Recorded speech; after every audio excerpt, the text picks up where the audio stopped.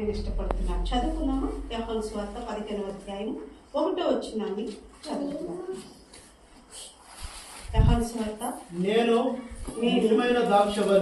నిజమైన ద్రాక్షావల్లి, నా తండ్రి వ్యవసాయకుడు, నాలో ఫలింపని ప్రతి తీగను ఆయన తీసి పారవేయును. ఫలించు ప్రతి తీగె మరి ఎక్కువగా ఫలించాలని దానిలోని పనికిరాని తీగలను తీసివేయను. చాలు. క్రీస్తునందు దేవుని బిడ్డలారా, యేసు క్రీస్తు నామములో మరి ఒకసారి మీ అందరికీ హృదయపూర్వకమైనటువంటి వందనాలు తెలియజేస్తూ ఉన్నాను. మరి సమయంలో దేవుడు మనతో మాట్లాడుతున్నటువంటి వాక్యాన్ని మన వాక్యం వినేవారుగా కాకుండా విన్న వాక్యాన్ని దేవుడు నాతో ఏం మాట్లాడాడు, ఆ వాక్యం నా జీవితంలో ఏం మేలు చేయబోతుంది, నా కుటుంబ జీవితంలో ఏం చేయబోతుంది, ఎలా నన్ను నేను సిద్ధపరచుకోవాలి, దేవుని రాకడ కొరకు నేను ఎలా ఎదురు చూడాలి అన్న ఆశ, అలాంటి మరి ఎదురు చూపు మనం కలిగి ఉండాలన్నదే ప్రభు యొక్క ఉద్దేశంతో నేను ఈ దినము ప్రభు నాకు ఈ వాక్యాన్ని జ్ఞాపకం చేయడం జరిగింది. వాస్తవంగా అయితే నేను పోయిన వారము సంఘంలో స్త్రీ యొక్క పాత్ర అన్న దాంట్లో 2 పాయింట్లు చెప్పాను. ఇంకా 5 పాయింట్లు ఉన్నాయి. అవి చెప్పాలనుకున్నాను. కానీ ఇక్కడికి వచ్చిన తర్వాత ప్రభు ఇక్కడ కూర్చోగానే దేవుడు ప్రభు నాతో మాట్లాడుతున్న విషయం ఏంటంటే ఈ వాక్యాన్ని గుర్తు చేస్తున్నాడు. ఇక్కడ ఈ వాక్యాన్ని మాట్లాడమని. అయితే ప్రభు ఇక్కడ చెప్తున్న మాట యేసు ప్రభు యోహాను సువార్త 15వ అధ్యాయం 1వ వచనంలో, నేను నిజమైన ద్రాక్షావల్లిని, నా తండ్రి వ్యవసాయకుడు. యేసు ప్రభు ఏమో ద్రాక్షావల్లితో పోల్చుకుంటూ తండ్రి అన్నటువంటి దేవుని, ఏదైతే పాత నిబంధనలో మనము యెహోవా దేవుడు అని పిలువబడుతున్నారో ఆ తండ్రి అని దేవుని ఏమంటున్నాడంటే నా తండ్రి వ్యవసాయకుడు అన్నాడు. వ్యవసాయం గురించి మనందరికీ బాగా తెలుసు కదండి. వ్యవసాయం అంటే ఎంత కష్టమైన పని. నేను అనుకున్నాను ఈ ప్రపంచం యావత్తుగా అతి కష్టమైన జాబ్, అతి కష్టమైన పని ఏదైనా ఉందంటే అది వ్యవసాయమే కదండి. ఈ వ్యవసాయం చాలా కష్టమైనటువంటి పని.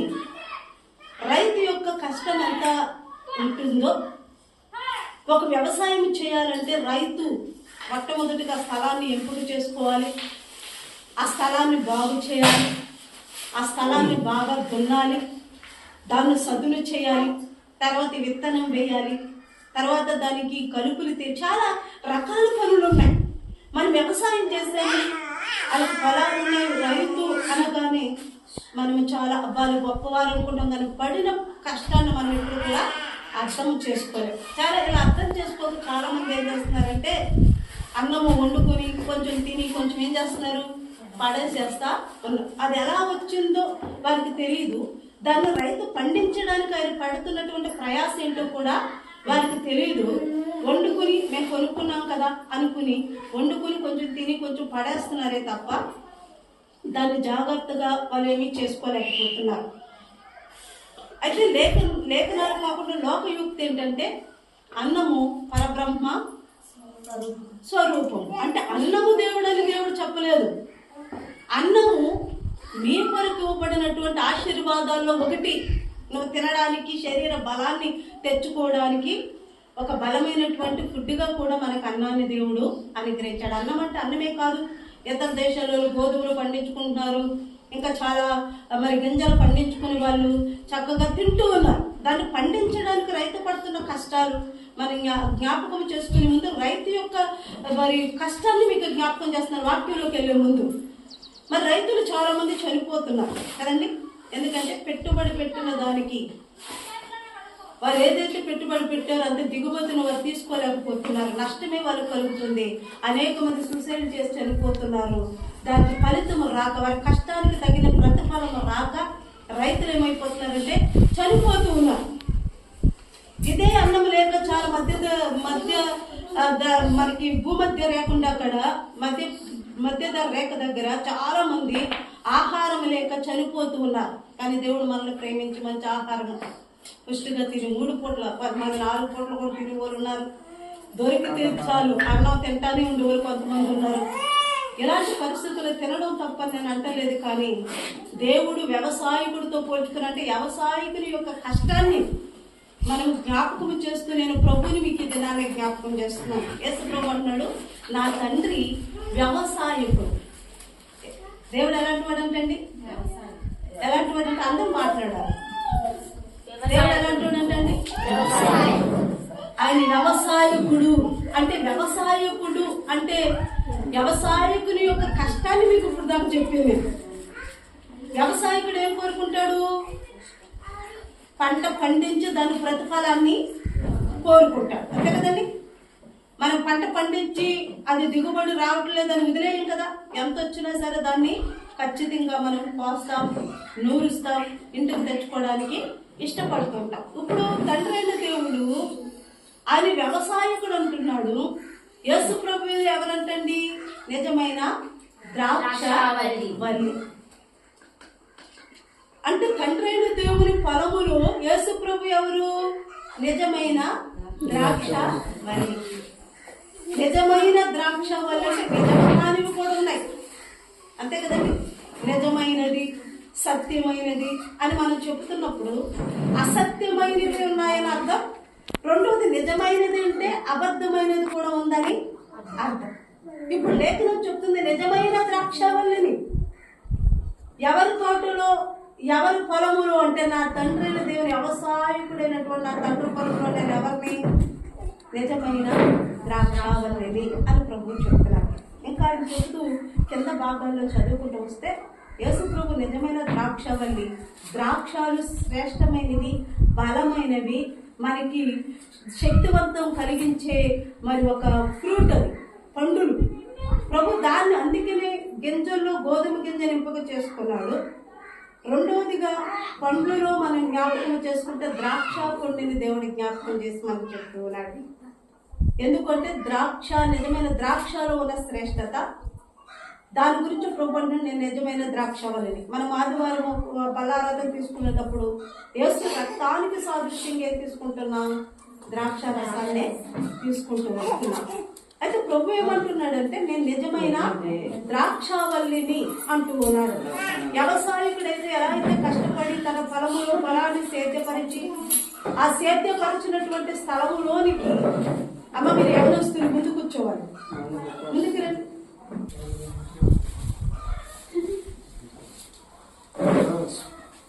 ఎవరు వస్తున్నారంటే సంఘానికి మూల స్తంభాలు. నేనే వెనకాల వస్తున్నారు ముసలి. ఏదైనా దేవునికి స్తోత్రం. ఇప్పుడు మనం ఎక్కడ ఉన్నాము? వ్యవసాయకుడు, ద్రాక్షావల్లి. ప్రభు అంటాడు ఈ పొలము, ఈ లోకము ఆయన పొలము, మనమెవరిమి? ఆ పొలములో నాటబడినటువంటి తీగెలము. యేసు ప్రభు ద్రాక్షావల్లి. ద్రాక్షావల్లికి ఉన్నటువంటి తీగలు ఎవరంటే మనమే. తీగలు ఎవరండి? మనం. ద్రాక్షావల్లి ఉంది. ద్రాక్షావల్లి అంటే కాండముతో భూమిలోకి ఉంటుంది కదండి, అక్కడ దాకా చెట్టులా గట్టిగా స్ట్రాంగ్ గా. అది దానికి ఉన్న కొమ్మలన్నీ కూడా ఎవరంట? మనము. మనము దేనితో అంటకట్టబడాలి అంటే ద్రాక్షావల్లికి అంటకట్టబడాలి. కొమ్మలకి సారం ఎక్కడి నుంచి వస్తుంది? కొమ్మలకి సారం ఎక్కడి నుంచి వస్తుంది? ఒక చెట్టుకున్న కొమ్మలకి సారం ఎక్కడి నుంచి వస్తుంది? ఎక్కడి నుంచి అండి? వేర్ల నుండి, స్టెమ్ నుండి, అంటే కాండం నుండే కదండి. ఆ కాండము నుండి ఎక్కడికి వెళ్తుంది? కొమ్మలకు వస్తుంది. కొమ్మల్లోకి ఉన్న సారము, పువ్వులు, కాయలు. కాయలు కాయడానికి చెట్టు ఏర్లు స్ట్రాంగ్ గా ఉంటే చెట్టుకు కాయలు స్ట్రాంగ్ గా ఉంటాయి. చెట్టు వేర్లలో లోపం ఉంది, కాయలు కూడా ఎలా ఉంటాయి? బలహీనంగా. వంకర కాయలు, గజ్జి కాయలు ఎప్పుడైనా చూసారా? వంకర కాయలు ఉంటాయి. కొన్ని కాయలు గజ్జిగా ఎదగవు, అక్కడక్కడే ముడుచుకుపోయి అలా పిచ్చి పిచ్చిగా కొన్ని రోజులకై రాలిపోతూ ఉంటాయి. కానీ దేవుడు మనం అలా ఉండకూడదని కోరుకుంటున్నాడు. మనం ఎలా ఉండాలి? నువ్వు షాప్కి వెళ్ళినప్పుడు యాపిల్ కాయలు కానీ ఇంకేదైనా కొనుక్కున్నప్పుడు ఏరు ఏరు ఏరు కొంటా ఉంటావు, అంతే కదండి. ఏరకుండా కొనేస్తారా మీరు? ఏరకుండా కొంటారండి కదా. ఒకవేళ ఎగ్జాంపుల్, మన ఊరికి కూరగాయల బండి వచ్చింది. కూరగాయల బండి వచ్చినప్పుడు మొదటి ఇంటికాడ కూరగాయలు అతను ఆపుతాడు. ఆమె అన్ని కూరగాయలు ఎదుగుద్ది. ఎతికి కొన్ని ఎంపిక చేసుకుని ముఖ్యంగా వంకాయలు. ఆడవాళ్ళకు ఉన్న బలహీనత ఏంటంటే అవి మంచి అయినా సరే మన కళ్ళు చెడ్డే కాబట్టి ఎదుగుతానే ఉంటాం. ఇంకా మంచిది దొరికితే ఎతికి ఏం తీసుకుంటాం అంటే కుర్చీతే తీసుకుంటాం. అది మనకి తెలియదు. ఎతికితాకైతే చాలా బాగా ఎతికేస్తాము. మొదటి ఇంటి ఆమె ఎతికి తీసుకుంటుంది కొన్ని కాయలు. రెండో ఇంటికాడ మూడో ఇంటికాడికి వస్తే మళ్ళీ ఆ బండి ఆపినప్పుడు ఆమె కూడా ఎత్తుకుంటుంది. ఆమె ఎత్తికి పనికి రావన్న కాయలలోనే మరలా నువ్వు వెతికి తీసుకుంటున్నావు. మనలో దాటి వెళ్తున్నప్పుడు కూడా అవతలలో కూడా అలాగే ఏరి మరి ముదిరిన కాయల్లోనే మరి మంచిది. నీకు చెడ్డగా కనిపించేది ఆమెకి మంచిగా కనిపించింది, ఆమె తీసుకునేది. మనం కూడా మంచిగా కనిపిస్తాం. మంచివి కావాలి అని నువ్వెలా కోరుకుంటున్నావో, జీవము గల దేవుని సంఘంలో నాటబడినటువంటి మనము, తీవ్రంగా దేవునితో అంటకట్టబడినటువంటి మనము శ్రేష్టమైన కాయలు కాసేవారుగా ఉండాలన్నదే ప్రభు యొక్క ఉద్దేశం. మనం ఎలా ఉండాలి? శ్రేష్టమైన కాయలు ఉండాలా? లేక వంకర కాయలు, అప్పుడప్పుడు రాయలు పడిపోయిన కాయలు, లోపల కూర్చుండే కాయలా ఉండాలి? మనం ఎలా ఉండాలమ్మా? శ్రేష్టమైన కాయలుగా ఉండాలంటే మనం ఏం చేయాలి? మరి ఏం చేయాలి? శ్రేష్టమైన కాయలుగా ఉండాలంటే మనం ఏం చేయాలి? ఆ పిల్లల్ని కొంచెం శ్రేష్టమైన కాయలుగా ఉండాలంటే మనం ఏం చేయాలి? ఏం చేయాలి? ప్రార్థన చేయాలి. ఇందాక చెప్పాను నేను, చెట్టులో అంట కట్టబడి ఉండాలి. నువ్వు ఫలించాలంటే, నువ్వు అభివృద్ధి చెందాలంటే, శ్రేష్టమైన జీవితము, శ్రేష్టమైన భవిష్యత్తు, శ్రేష్టమైన దీవెనలు సంపాదించుకోవాలంటే దేవుని సంఘములకు పాత్రగా నువ్వు వాడబడాలి. దేవుని సంఘానికి అంటుకట్టబడాలి. ఎందుకంటే ఇది దేవుని మందిరము, దేవుని ఇల్లు అని వాక్యం చెప్తుంది. దేవుని ఇంటిలో మనం ఎవరిమి? ఒక సభ్యుడిమి, ఒక సభ్యురాలిమి. ఒక కుటుంబంలో యజమానుడు, యజమానురాలు, పిల్లలు ఎలా ఉంటారో దీనికి యజమానుడు అంటే ప్రభువుని యేసుక్రీస్తు, తర్వాత దేవుని సంఘ కాపరి, తర్వాత సంఘ పెద్దలు, వీళ్ళందరూ మన ఆత్మీయ నాయకులు. మనం ఏం చేయాలంటే జీవము గల దేవుని సంఘములో మనం అంటగట్టబడిన అనుభవంలోకి రావాలి. నువ్వు ఎక్కడున్న సంఘం నీ కోసం ప్రార్థన చేస్తూ ఉంటావు. నీకు వచ్చిన సమస్యలను బట్టి, ఇబ్బందులను బట్టి, కష్టాలను బట్టి. ఎందుకంటే సంఘంలో నువ్వేం చేయబడ్డావు? అంటుకట్టబడ్డావు. ప్రభు అంటున్నాడు మనము సంఘంలో అంటుకట్టబడిన వారుగా ఉంటాం. ప్రభు ఈ దినాన్న మనం జ్ఞాపకం చేసిన వ్యవసాయకుడి యొక్క లక్షణాలను మీకు జ్ఞాపకం చేయాలని ఇష్టపడుతున్నాను. వ్యవసాయకుడు ఒక చెట్టు నాటి అది ఫలాలిస్తుందని గట్టి మీద కూర్చుని చూడడానికి, లేకుంటే పొలములు మనం వరి నాటుతున్నాం, వరి నాటి యజమానుడు ఆ పొలం యొక్క యజమానుడు వరి నాటిన తర్వాత మరి ఆ వరిలో ఒకవేళ వరి నాటి చక్కగా విత్తనాలు, బియ్యము, ఒడ్లు వచ్చేస్తాయి అనుకుని గట్టి మీద కూర్చొని చూస్తాడా? లేకపోతే ఇంటికి వెళ్ళిపోతాడా? ఆయన ఏం చేస్తాడు? పొలము నాటేసి వెళ్ళిపోతాడా? మళ్ళీ ఒడ్లు కాసిన తర్వాత రావచ్చు అనుకుంటాడా? ఏం చేస్తాడు? ఆ పొలం కోసం ఎంత ప్రాసెస్ ఉంటుందండి. దానికి నీరు కట్టాలి, మందులు జల్లాలి, కలుపు తీసేయాలి, ఎంత ప్రయాస ఉంటుంది. లోకము కూడా దేవుని పొలమని వాక్యం సెలవిస్తా ఉంది. దేవుని పిల్లలుగా రక్షింపబడి లోకములో జీవిస్తున్న మనము, రక్షణ లేకుండా ఉన్న ప్రజలు, చాలా రకాలైనటువంటి మనుషులు ఈ లోకంలో మనం జీవిస్తుంటే దేవుడు అంటున్నాడు నేను వ్యవసాయకుడను అంటున్నాడు. నువ్వు నిజమైనటువంటి యథార్థమైన హృదయంతో ప్రభు సన్నిధికి వచ్చి వాక్యం మీద ఆశ చేత, వాక్యం చేత నువ్వు నింపబడాలని దేవుని సన్నిధికి వస్తే ప్రభు నిన్ను చూసి నిన్ను ఆశీర్వాదకరంగా మారుస్తాడు. లేకుంటే ఏదో అలవాటు ప్రకారంగా, లేకుంటే ఏదో సంఘం ఉంది రావాలి కాబట్టి, సంఘ సభ్యత్వంలో ఉన్నారు కాబట్టి సంఘానికి వెళదాం అనుకుంటే దేవుని ఆశీర్వాదాలు మనం స్వతంత్రించుకోలేము. ప్రభు మనందరికి ఒకే ఆత్మ ఇచ్చినా ఎవరు ఆత్మకు రక్షణనిచ్చాడు. ఇప్పుడు మా అమ్మ వెళ్తుంది కాబట్టి నేను ఈరోజు వెళ్ళక్కర్లేదురే అనుకోకూడదు. మా నాన్న వెళ్తున్నాడు కదా ఈరోజు నేను చర్చికి వెళ్ళక్కర్లేదురే, లేకపోతే మా పిల్లలు వెళ్తున్నారు కదా మా ఇంట్లోకి వెళ్తే సరిపోతుంది కదా అనుకుని ఇంటికాడ ఉండక్కర్లేదు. మనం కుటుంబ సమేతంగా దేవుని సన్నిధిలో ఉండాలి. ఎందుకంటే ఒకవేళ ఇంటి యజమానులు పరలోక రాజ్యాన్ని సిద్ధపడితే పరలోకి వెళ్ళిపోతాడు. ఇంటికాడ పనులు చేసుకుంటాం, మనం ఎక్కడికి వెళ్ళిపోతాం? నరకానికి. మన కుటుంబ సమేతంగా పరలోక రాజ్యంలో ఉండాలంటే మనం ఎక్కడ ఉండాలి? దేవుని మందిరంలో నాటబడిన వారుగా ఉండాలి. దినదినం ఖర్జూర వృక్షం వల్ల ముగ్గు వేసే వారు ఉండాలి. మనం చూసే వారు ఏమనాలంటే యెహోవా యందు భయభక్తులు గల వారు ఎలాగో ఆశీర్వదింపబడతారని చెప్పాలి మనల గురించి. అలా చెప్పాలంటే మనం ఎలా ఉండాలి, మనము ఫలింపు చేయాలంటే ప్రభు ఏం చేస్తాడనేది ఈ దినాన్ని మీకు జ్ఞాపకం చేస్తాను. పొలం నాటాడు కదండి, నేను వాక్యం కూడా చెప్పను, కానీ క్యాజువల్గా మీతో మాట్లాడుతున్నాను. ఎందుకో తెలుసా, మీకు అర్థం అవడానికి. నేను మామూలుగా వారాలుగా మాట్లాడుతున్నాను. వాక్యం అయితే నేను ఇలా చెప్పను, నేను చెప్పిన స్పీడ్కి మీరు అందుకోలేను, కానీ మీతో నేను మీకు అర్థమయ్యే రీతిలో చెప్పాలని నేను ప్రయాసపడుతున్నాను. ప్రభు వ్యవసాయకుడు పొలాన్ని వేశాడు, ఆ పొలంలో చెట్లు ఉన్నాయి కదండి. ఎంత ఇప్పుడు నిజమైన ద్రాక్షవల్లి అన్నప్పుడు చెట్టే కదండి ద్రాక్షవల్లి అంటే. వరి నాటకం కదా. నేను మీకు అర్థమవడానికి ఇప్పుడు వరకు వరి పంట గురించి ఆ పంటల గురించి మీతో చెప్పుకుంటూ వచ్చాను. ఎందుకంటే ఒక పాయింట్ మనకు అర్థమవడం చాలా ముఖ్యమైనటువంటిది అని నేను మీకు తెలియజేస్తున్నాను. ఇప్పుడు తండ్రి ఏమో వ్యవసాయకుడు, యేసు ప్రభు ఏమో ద్రాక్షవల్లి. ఆయనలో అంటకట్టబడినటువంటి వంట కట్టబడ్డాము మనం. ఒక్కొక్కసారి మీకు బాగా అర్థమవడానికి నేను చెప్తున్న విషయం ఏంటంటే, ఒక యాప చెట్టు ఉంది. యాప చెట్టు ఏమో చెట్టు బాగుంది, చాలా కొమ్మలు బాగుంటాయి. మధ్యలో ఒక కొమ్మ ఏం చేస్తుంది తెలుసా, ఎండిపోదు. ఎప్పుడో చూసారా అలాంటి చెట్లు మీరు? మధ్యలో ఒక కొమ్మ ఏమైపోద్ది, ఎండిపోయి ఆకులన్నీ రాలిపోయి పైకి కొమ్మలు బాగుంటే కింద కొమ్మలు బాగుంటే చెట్టు బాగుంటుంది. మధ్యలో ఉన్నటువంటి ఒక కొమ్మ మాత్రము ఎండిపోయి ఆకులు రాలిపోయి బలహీనం అయిపోద్ది. ఎందుకని? దాని కొమ్మేమో చెట్టులోనే అంటకట్టబడింది, అయినా సరే ఈ కొమ్మలోనికి ఏమి వెళ్ళలేదు. ఈ కొమ్మ లోపలికి వెళ్ళి ఆకులు పచ్చగా వచ్చి పువ్వులు పూసి కాయలు కాయాలంటే ఈ కొమ్మలోనికి ఏమి రావాలి? మీరు కదండి, జీవము రావాలి కదండి. కానీ ఆ కొమ్మలోనికి రాలేదు. కారణం ఏంటి?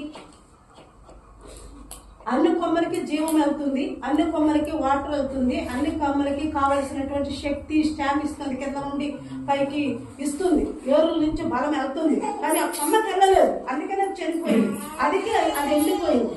లోపం ఏంటో తెలుసా, అది దాంట్లో ఉన్నప్పటికీ కూడా దాంట్లోకి ఏదైతే అంటకట్టబడినటువంటి భాగం ఉంటుందో, చెట్టుకి మనకేం పైకి కొమ్మ బాగానే కనిపిస్తున్నా చెట్టుకి దానికి ఉన్నటువంటి కనెక్షన్ లోపల కట్ అయిపోయి ఉంటుంది. అందుకని వాటర్ గాని బలము గాని శక్తి గాని వెళ్ళిపోక ఆ కొమ్మ ఏమైపోతుందంటే ఎండిపోయిన పరిస్థితిలో ఉంటుంది. మనం కూడా జీవం గల దేవుని సంఘమైన సంఘానికి అయితే వస్తున్నాం, దేవునికి అంట కట్టబడకుండా రిలేషన్ మనం ఏర్పరచుకోకుండా యేసు ప్రభు మీద విశ్వాసమైన జీవితం పెట్టుకోకుండా మనం ఏదో వచ్చి వెళ్ళిపోతున్నాం. ఏదో మరి మేము ఖచ్చితంగా క్రైస్తవులు కాబట్టి ఆదివారం వెళ్ళాలి, క్రమం తప్పకుండా వెళ్ళాలి, వచ్చేటప్పుడు ప్రెజెంట్ ఎంచుకుంటే చాలు, బాడీ ప్రజెంట్ అయితే చాలు, ఆత్మేమో ఆబ్సెంట్ అయితే చాలు అనుకుని మనం వచ్చామనుకోండి, ఆత్మీయంగా మన కనెక్షన్ దేవుని ఏమైపోతుంది తెలుసా, కట్ అయిపోతుంది. కానీ నువ్వు కట్ అయిపోవడం దేవునికి ఇష్టం లేదు. ఇలా చదువుకున్న భాగంలో చాలా ఇంపార్టెంట్ పాయింట్స్ ఉన్నాయి. ప్రభంతుడు నాకు వేరుగా ఉండి నువ్వేమి కూడా చేయలేవు. దేవునికి ఏర్పడి మనం ఏమైనా చేయగలమండి? దేవునికి ఏర్పడి మనం ఏం చేయగలమా? దావీదు అంటున్నాడు, ప్రభా నేను కూర్చుండటం లేచుట నీకు తెలుసు, నేను కూర్చుండుట లేచుట నీకు తెలుసు, నేను పడుకోవడము, నేను అన్నం తినడము, నేను నిద్రపోవడము, నేను మేలుకోవడం అన్నీ నీకు తెలుసు. నీకు చాటుగా సముద్రం అగాధంలోకి వెళ్తానంటే అక్కడ నువ్వు ఉన్నావు, ఆకాశానికి ఎక్కి వెళ్ళిపోతానంటే అక్కడ నీకు ఉన్నావు. నీకు వ్యతిరేకంగా నేనేమి చేయలేను. ఎందుకంటే నీ చేతులు నన్ను కలిగజేసిని, నా తల్లి గర్భంలో ఉన్నప్పుడే నీ కన్నులు నన్ను చూసిని, నియమింపబడిన దినాలను ఒకటైనా జరగక మునిపే ముందుగానే నీ గ్రంథంలో నా గురించి రాయబడ్డా. అంటే నేను అంటున్నాను మీకు అర్థమవడానికి, రత్నశ్రీ అనే పాఠశాల ఈ గోపవరం తెలుగు బాప్టిస్ట్ సంఘంలో ఒక దినము వాక్యం చెప్పాలి అని ముందే బైబిల్ గ్రంథంలో దేవుడు రాసి పెట్టించాడు. అర్థమైందండి? అది నెరవేర్చడానికి దేవుడు రూట్ ఏర్పరుస్తాడు. అంతకుముందు నాకు ఈ బాబు తెలియదు. సంతోష్ భాష గారి వల్ల నాకు తెలిసింది, ఆత్మీయంగా మేము కనెక్షన్ ఏర్పడింది, మీ మధ్యకు రావడము జరిగింది. ఇది నా ప్రయాస కాదు, ఆ బాబు ప్రయాస కాదు, దేవుని యొక్క ప్రణాళిక. ఆ బాబుని దేవుడు వాడుకున్నాడు, దేవుడు నన్ను ఇక్కడ తీసుకొచ్చాడు. ప్రతిదీ నీ జీవితంలో ఏమి జరగాలో అది ముందుగానే దేవుని గ్రంథములో రాయబడి ఉందన్నది నువ్వు జ్ఞాపకం చేసుకోవాలి. ఏం చేయాలండి? మనము దేవుని గ్రంథంలో మన గురించి రాయబడింది. కాబట్టి ప్రభు దగ్గరకు వచ్చేసరికి మనం చాలా భయముతోను భక్తితోను మనం ఉండాలి. ఈ దినాల్లో క్రైస్తవ సంఘాలకు కానీ క్రైస్తవులకు కానీ దేవుని నమ్ముకున్న వారికి కానీ ఎక్కువ ఉండేది ఏంటో తెలుసండి, భయభక్తులు కలిగిన జీవితం దేవునికి ఇష్టమైనటువంటిది. మనకైతే భక్తి అయితే ఉంది కానీ ఒక్కొక్కసారి దేవుని సన్నిధిలో మనకేమి లేదు తెలుసా, మా ఇష్టం ఏమి లేదు, మనకి భయం భయం ఉందా మనకి? దైవం అంటే భయము, కొంత ఎలాంటి అంటే మనుషులంటే భయం, కొన్ని పరిస్థితులు అంటే భయం. కానీ భయపడవలసింది దేవుడికి, మనము దేవుడికి మాత్రం భయపడట్లేదు. దేవుడికి భయపడవాళ్ళుగా ఉంటే మనలో ఏ లక్షణాలు ఉంటాయి? ఎగ్జాంపుల్, పాప స్కూల్కి వెళ్తుంది, రోజు 9కి స్కూల్కి అయితే ఆమె 9:30 అవుతుంది అనుకోండి, టీచర్ ఏం చేస్తుందండి? పట్టడమేనా? స్కూల్ చుట్టూ 10 రౌండ్లు వేయాలి, లేకుంటే ఈ మధ్యాహ్నం వరకు నువ్వు వెంటనే నిలబడి ఉంటుంది. ఏమో పెట్టినటువంటి ఆ పనుల వల్ల రోజు 9:30కి వెళ్ళి ఆమె ఎన్నింటికి వెళ్తుంది? 9కి వెళ్ళిపోద్ది. ఎవరు అంటే భయం ద్వారా, టీచర్ అంటే భయం ద్వారా. మరి దేవుడు అంటే మనకు భయం ఉంటే మనం ఏం చేస్తాం చెప్పండి? ప్రార్థన చేస్తాం. 10:30కి ప్రార్థన అంటే మనం ఎన్నింటికి వస్తాం? ఎన్నింటికి వస్తామండి? 10:30కి చర్చి, మనం ఎన్నింటికి వస్తాం? 11-12. అప్పటిదాకా ఏం చేస్తాం? 11 దాకా రోజు వండుకునే అన్నమే, రోజు వండుకునేటువంటి అంటలేదు. కానీ 11:30 దాకా ఏం చేస్తున్నావు? ఈ లేటు, ఈ నిర్లక్ష్యం ఎందుకో తెలుసా? దేవుడి అంటే భయం లేకపోవడం. దేవుడు అంటున్నాడు, నా యందు భయభక్తులు గల వారికి నేను దాచుంచిన మేలు ఎంతో. దేవుడు నీకోసం దాచుంచాడు మేలు. ఆయన ఎందుకు భయభక్తులు కలిగి ఉంటే నీకు ఇద్దామని. భక్తి ఉంది, దేవుడి దగ్గరికి వెళ్ళాలి అని. కానీ లేదంటే ఏంటంటే భయం. ఆ భయం ఎప్పుడైతే ఉందో, 10:30కి దేవుని మందిరం అంటే ఖచ్చితంగా మనం 10:30కి దేవుని మందిరంలో ఉంటాం. ఎందుకంటే సేవకుడి కోసం కాదండి, మనం ఎవరి కోసం వస్తున్నాం? ఇక్కడికి దేవుని కోసం వస్తున్నాం. దేవునికి భయపడాలి. మనకు ఆశీర్వాదాలు ఇచ్చే వ్యక్తి ఎవరు? దేవుడు. మనకి మేలు చేసే వ్యక్తి ఎవరు? దేవుడు. మనకి కృప చూపి కాపుదలు ఇచ్చేది ఎవరంటే దేవుడు. ఇంకా మనం సజీవ లెక్కలో ఉన్నామంటే కారణం ఎవరు? దేవుడే. ఆయన మాటే. అన్ని మీకు ఇస్తున్న దేవుని వైపు ఏమో మనం భయం చూపించట్లేదు. ఏది అశాశ్వతమో, ఏది వ్యర్థమైనదో అక్కడ భయాన్ని గడుపుతున్నా. నా ప్రియ సోదరి సోదరుల, ఈ మధ్యాహ్న సమయంలో ప్రభు మనకు తెలియజేసిన విషయం ఏంటంటే, ప్రభు వ్యవసాయకుడు అన్నది నువ్వు జ్ఞాపకం చేసుకోవాలి. ఆయనతో అంటకట్టబడాలన్నది జ్ఞాపకం చేసుకోవాలి. ప్రభు అంటాడు, నాలో అంటకట్టబడినటువంటి మిమ్మల్ని ఫలింప చేయాలంటే నేనేం చేస్తాను అన్నది ప్రభు కొన్ని విషయాల్ని మనకు జ్ఞాపకం చేస్తున్నాడు. చదువుకుందామా? యోహాను సువార్త 15వ వచనాన్ని చదువుకుందాం. నాలో ఫలింపని ప్రతి తీగను ఆయన తీసి పారవేయలు. చాలండి. ప్రభు అంటున్నాడు, ఆయన ఎందుకు ఫలించని తీగలు ఉంటాయి కదండి. ఇందాక చెప్పాను కదా, చెట్టు ఏమో సజీవంగానే ఉంది, బతికే ఉంది, ఒక కొమ్మ మాత్రం ఎండిపోయింది. అలాంటి దాన్ని మనం ఏం చేస్తామండి? తీసేస్తాం, కొట్టేస్తాం, అంతే కదండి. రెండవది, లేకుంటే మనం ఇంటికాడ క్రాటన్స్ మొక్కలు లేకుంటే కొన్ని పువ్వుల చెట్లు పెంచుతూ ఉంటాం, అక్కడక్కడ ఆకులు ఎండిపోతాయి. మనం ఏం చేస్తాం? వాటిని ఎండిపోయిన ఆకులను తుంచి బయట పడేస్తాం. ఈ ఎండిపోయిన ఆకును అక్కడే ఉంచితే చెట్టు యొక్క అందము పోతుంది. రెండోది, ఆకును బట్టి ఇంకో ఆకు ఎండిపోయే అవకాశం ఉంది. అందుకని దాన్ని ఏరు పడేస్తాం.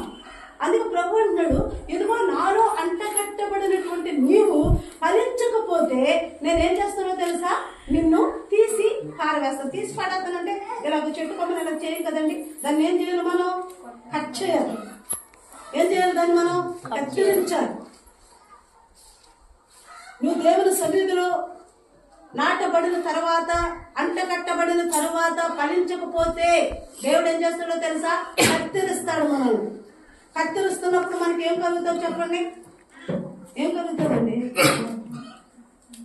మీకు కత్తిరిస్తే స్పర్శ తెలీదా? కత్తిరిస్తున్నప్పుడు ఏం జరుగుద్ది? జుట్టు కట్ చేసేటప్పుడు అంటే ఏం తెలియకపోవచ్చు. ఒకవేళ అప్పుడప్పుడు మనం ఏళ్ళు కట్ చేసుకుంటున్నాం, గోల్డ్ కట్ చేసుకుంటున్నాం, అప్పుడు ఏమవుతుంది? మీకు నొప్పి కలుగుతుంది కదండి. చెట్టుకి ఒకవేళ నోరు ఉందనుకో, కట్ చేసేటప్పుడు ఏమంటుంది అంటావు? అది అబ్బా ఏంటి ఇలా కట్ చేసేస్తున్నాడు, వాళ్ళు నొప్పి వచ్చేస్తుంది, అయ్యో ఇలా కట్ చేస్తున్నాడు అంటే కారణం ఏంటి, నొప్పి కలుగుతుందంటే దేవుని ఉద్దేశం మీకు తెలుసా? ఒక్కొక్కసారి మనకి అవమానాలు, నిందలు, సమస్యలు, ఇబ్బందులు, కుటుంబంలో సమస్యలు, ఆర్థిక పరిస్థితులు, అప్పుల సమస్యలు, అనేక సమస్యలు ఒక్కొక్కసారి మన హృదయాన్ని గాయపరిచి మనల్ని ఇబ్బంది పెట్టేస్తుంటే ఆ ఇబ్బంది నుంచి తప్పించుకోవడానికి మోకరిస్తూ ఉంటాం మనం. అంతే కదండి. అవమానం జరుగుతుంటే అవమానాన్ని తప్పించుకోవడానికి మోకరిస్తూ ఉంటాం. అప్పుల సమస్య మన మీద దాడి చేస్తుంటే అప్పుడు మనం మోకరించడానికి ఇష్టపడుతూ ఉంటాం. దేవునికి తెలుసు మనల్ని ఎలాగ దేవుని సన్నిధికి నడిపించుకోవాలి. దేవునికి అవకాశం ఇవ్వకుండా ముందుగానే మనము భయభక్తులతో ప్రభు సన్నిధికి వస్తే దేవుడు మనల్ని అంగీకరిస్తాడు, ఆశీర్వాదిస్తాడు. మనము దేవునిలో అంటకట్టబడి కూడా ఫలించకపోతే ప్రభు ఏం చేస్తాడని చెప్పి నేను మనం ఏం చేస్తాడు? కట్ చేస్తాడు. తీసి పడేయాలంటే ఇలా తీసి పడేయలేం కదండి. ఏం చేస్తాం? మనం కట్ చేస్తాం. దేని నుండి? చెట్టు నుండి వేరు చేస్తాం. మనం కట్ చేసేవారుగా కట్ చేసే పరిస్థితికి మనం వెళ్ళిపోకూడదు. ప్రభుకి ఇష్టమైనటువంటి వ్యక్తులుగా ఉండాలనే ఉద్దేశం. కట్ చేసి ప్రభుకి ఇంకో పని కూడా తెలుసండి. మీకు చెప్పండి, దేవునికి ఇంకో పని కూడా తెలుసు. ఏ పని? వడ్రంగ పని. దేవునికి ఏ పని తెలుసండి? వడ్రంగ పని బాగా తెలుసు. వడ్రంగ పని చేస్తే అతను ఏం చేస్తాడు? చట్టించుకుని తిరుగుతూ ఉంటే మంచిగా వచ్చేస్తానికి ఒక వస్తువుని తయారు చేయాలంటే దాన్ని ఎక్కడ కట్ చేయాలి, ఎక్కడ కొయ్యాలో అర్థం పైన బాగా తెలుసు. ఎక్కడ బాగా వద్దాలో ఆయనకు బాగా తెలుసు. ఎక్కడ మేకులు పట్టాలో కూడా బాగా తెలుసు. దేవుడు మనల్ని కట్ చేస్తాడు అని చెప్పాను. ఆయన కట్ చేసే దేవుడే. నేను కట్ చేస్తాను అంటే నువ్వు ఫలించకపోవడానికి కొన్ని లక్షణాలు నీలో ఉండిపోయింది. ఏంటి ఆ లక్షణాలు అంటే? నిర్లక్ష్యము కట్ చేస్తాడు దాన్ని, గర్వము కట్ చేస్తాడు దాన్ని, పాపము కట్ చేస్తాడు దాన్ని, ద్వేషము, అసూయ, మచ్చరము, స్వార్థము, ఇలాంటి లక్షణాలు మనలో పేరుకుపోయి మనం ఏం చేస్తాం తెలుసా? ఫలించకుండా మనలో మనమే గర్వముతో, అహంభావంతో ఉంటే అలాంటి మనల్ని కట్ చేయడం, చేతులు కాలు కట్ చేసి పడేసేది. ఏం చేస్తారు? మనలో దాగి ఉన్నటువంటి ఈ గర్వాన్ని కట్ చేసుకోవస్తారు, అహంభావాన్ని కట్ చేస్తారు. దేవునికి ఉపయోగపడకుండా నీ శరీరాన్ని, నీ ఆత్మీయ జీవితానికి ఏదైతే ఆటంకంగా ఉందో వాటినన్నింటినీ ఏం చేస్తున్నా తెలుసా?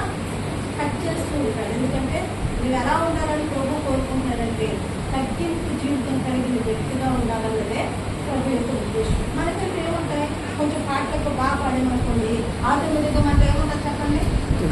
ఏముంటుందండి? గర్వం. వాక్యం బాగా చెప్పామనుకోండి ఏముంటుంది మనలో? బాగా చదువుకున్నాం అనుకోండి ఏముంటుంది మనలో? బాగా డ్రాయింగ్ వేసో లేకపోతే ఏదైనా స్కిల్స్ మనలో ఉన్నాయి, గుర్తింపు కలిగించే కొన్ని మనలో ఉన్నాయి. అప్పుడు ఏమొస్తుందో మనకి ఆటోమేటిక్గా గర్వం. ఈ గర్వం చేస్తే సాతానుడు ఆకాశం నుండి భూమి మీదకి పడిపోయాడు గర్వించి. దేవుని సామెతల గ్రంథకర్త అంటాడు, నాశనానికి ముందు గర్వం నడుస్తుంది.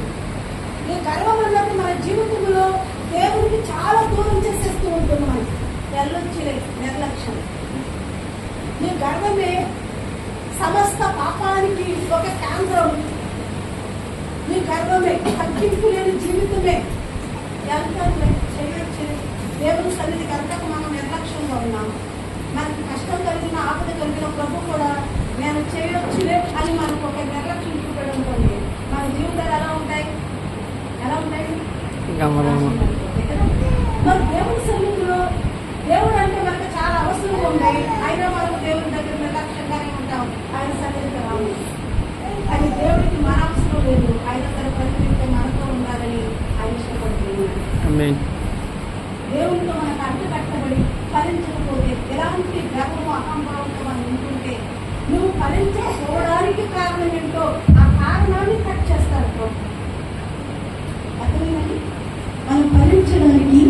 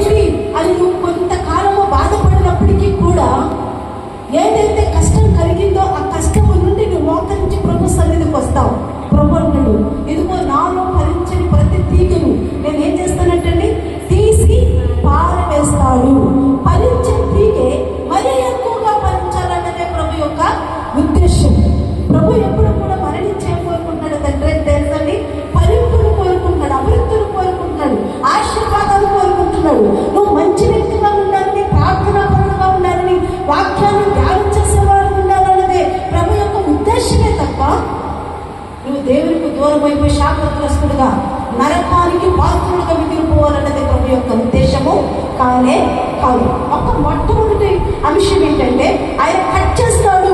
నువ్వు ఫలించకపోతే ఆయన కట్ చేస్తాడు అన్నది నువ్వు జ్ఞాపకం చేసుకోవాలి.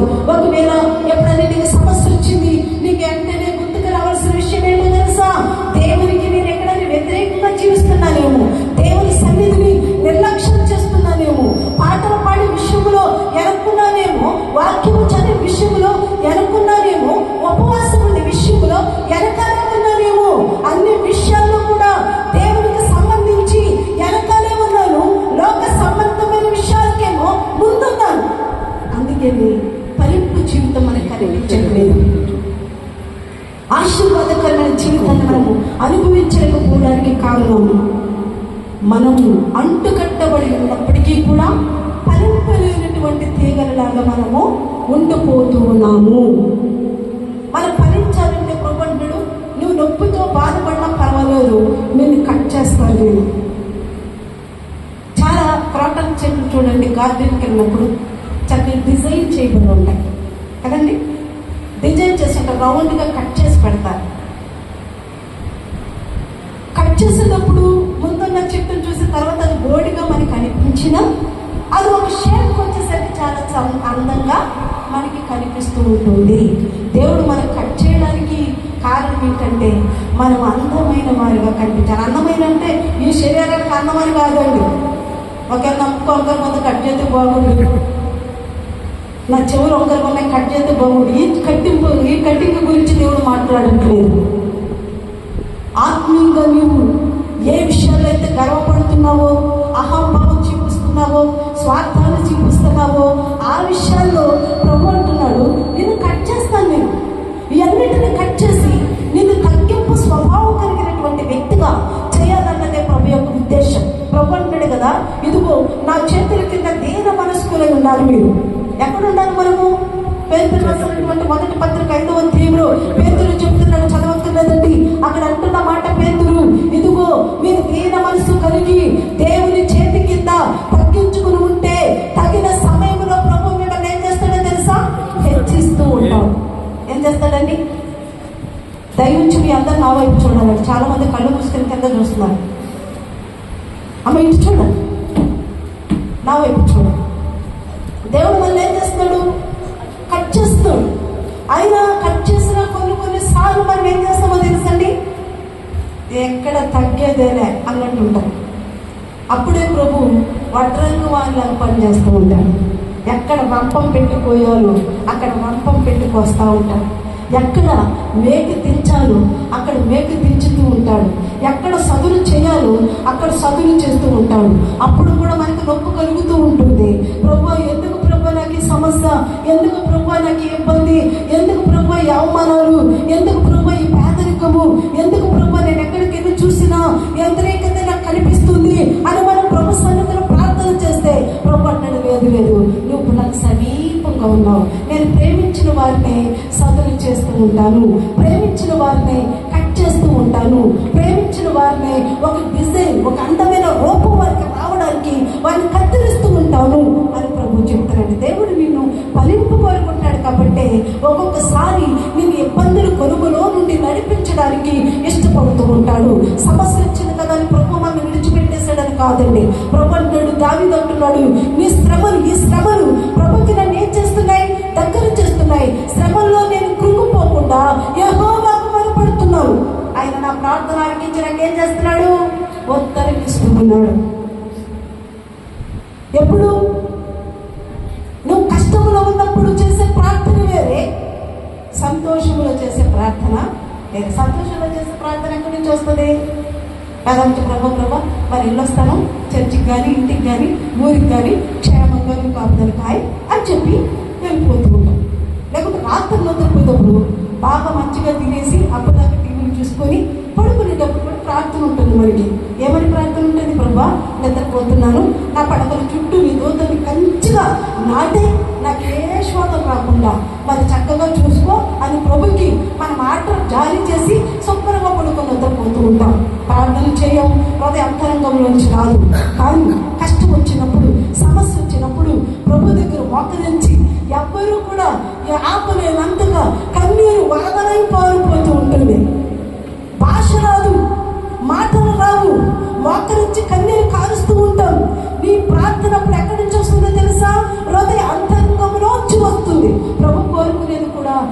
రూపాయలు కాదు నా ప్రియ సోదరి సోదరుడా. దేవుడు దేని కోరుకుంటాడు తెలుసా?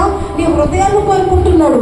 బాహ్య రూపాన్ని చూసే దేవుడు కాదు మన దేవుడు, అంతరంగాన్ని చూసే దేవుడు. నీ అంతరంగము పరిశుద్ధంగా ఉండాలని, నువ్వు భయభక్తులతో ఉండాలని, నువ్వు ఫలించి అభివృద్ధి చెందాలని, నీ ఆశీర్వాదము నీ చుట్టుపక్కల ఉన్న వారు చూసి దేవుని యొద్దకు ఆకర్షింపబడి రావాలన్నది ప్రభు యొక్క ఉద్దేశం. ఆ ఉద్దేశాన్ని నువ్వు గుర్తించి ప్రభు సన్నిధిలో భయభక్తులతో ఉంటే నువ్వు అంగీకరింపబడతావు, నువ్వు దీవించబడతావు. మనం ఫలింపు లేని వారిగా ఉంటే ప్రభు మనం ఏం చేస్తాడు? ఫస్ట్ టైం కట్ చేస్తూ ఉంటాడు. 2వ పాయింట్ మనం చూద్దాం. 2ది రోమపత్రిక 11వ అధ్యాయం 23-24 వచ్చిన చదువుదాం. రోమపత్రిక 11వ అధ్యాయం 23-24 వచ్చిన.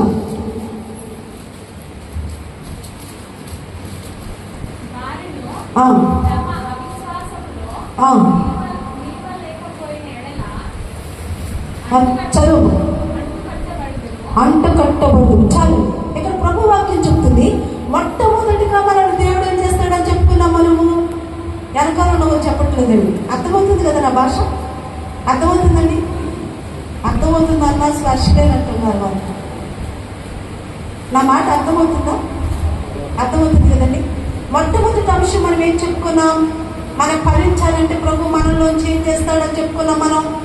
అంటే ఒక వ్యవసాయదారుడు పొలంలో ఉన్నటువంటి మొక్కలలో ఉన్న కలుపులను ఎలా ఏవైతే తీసేస్తున్నాడో, అలాగే ఈ కలుపు మొక్కలు ఉంటే పంట ఏపుగా పండదని, విస్తారముగా పండదని, కలుపు మొక్కలు అసలైనటువంటి వరి మొక్కల కన్నా స్ట్రాంగ్ గా పెరిగిపోయి దానికి ఇవ్వలసిన బలం ఇదే పుంజుకుని దీన్ని పంటని ఎక్కువగా పండనివ్వకుండా కలుపు మొక్కలు చాలా పాడు చేసేస్తుంటాయి. కాబట్టి ఆ వ్యవసాయదారుడు కలుపు మొక్కలు ఎలా అయితే పీకేస్తున్నాడో, మనం ఫలించాలంటే, అభివృద్ధి చెందాలంటే కలుపు మొక్కలలో ఉన్న గర్వము, అహంభావము, మరి స్వార్థము, కోపము, ఇలాంటి వాటన్నిటినీ కూడా ప్రభు కట్ చేస్తూ ఉంటాడు అని మొదటి పాయింట్లో మనము తెలుసుకున్నాం.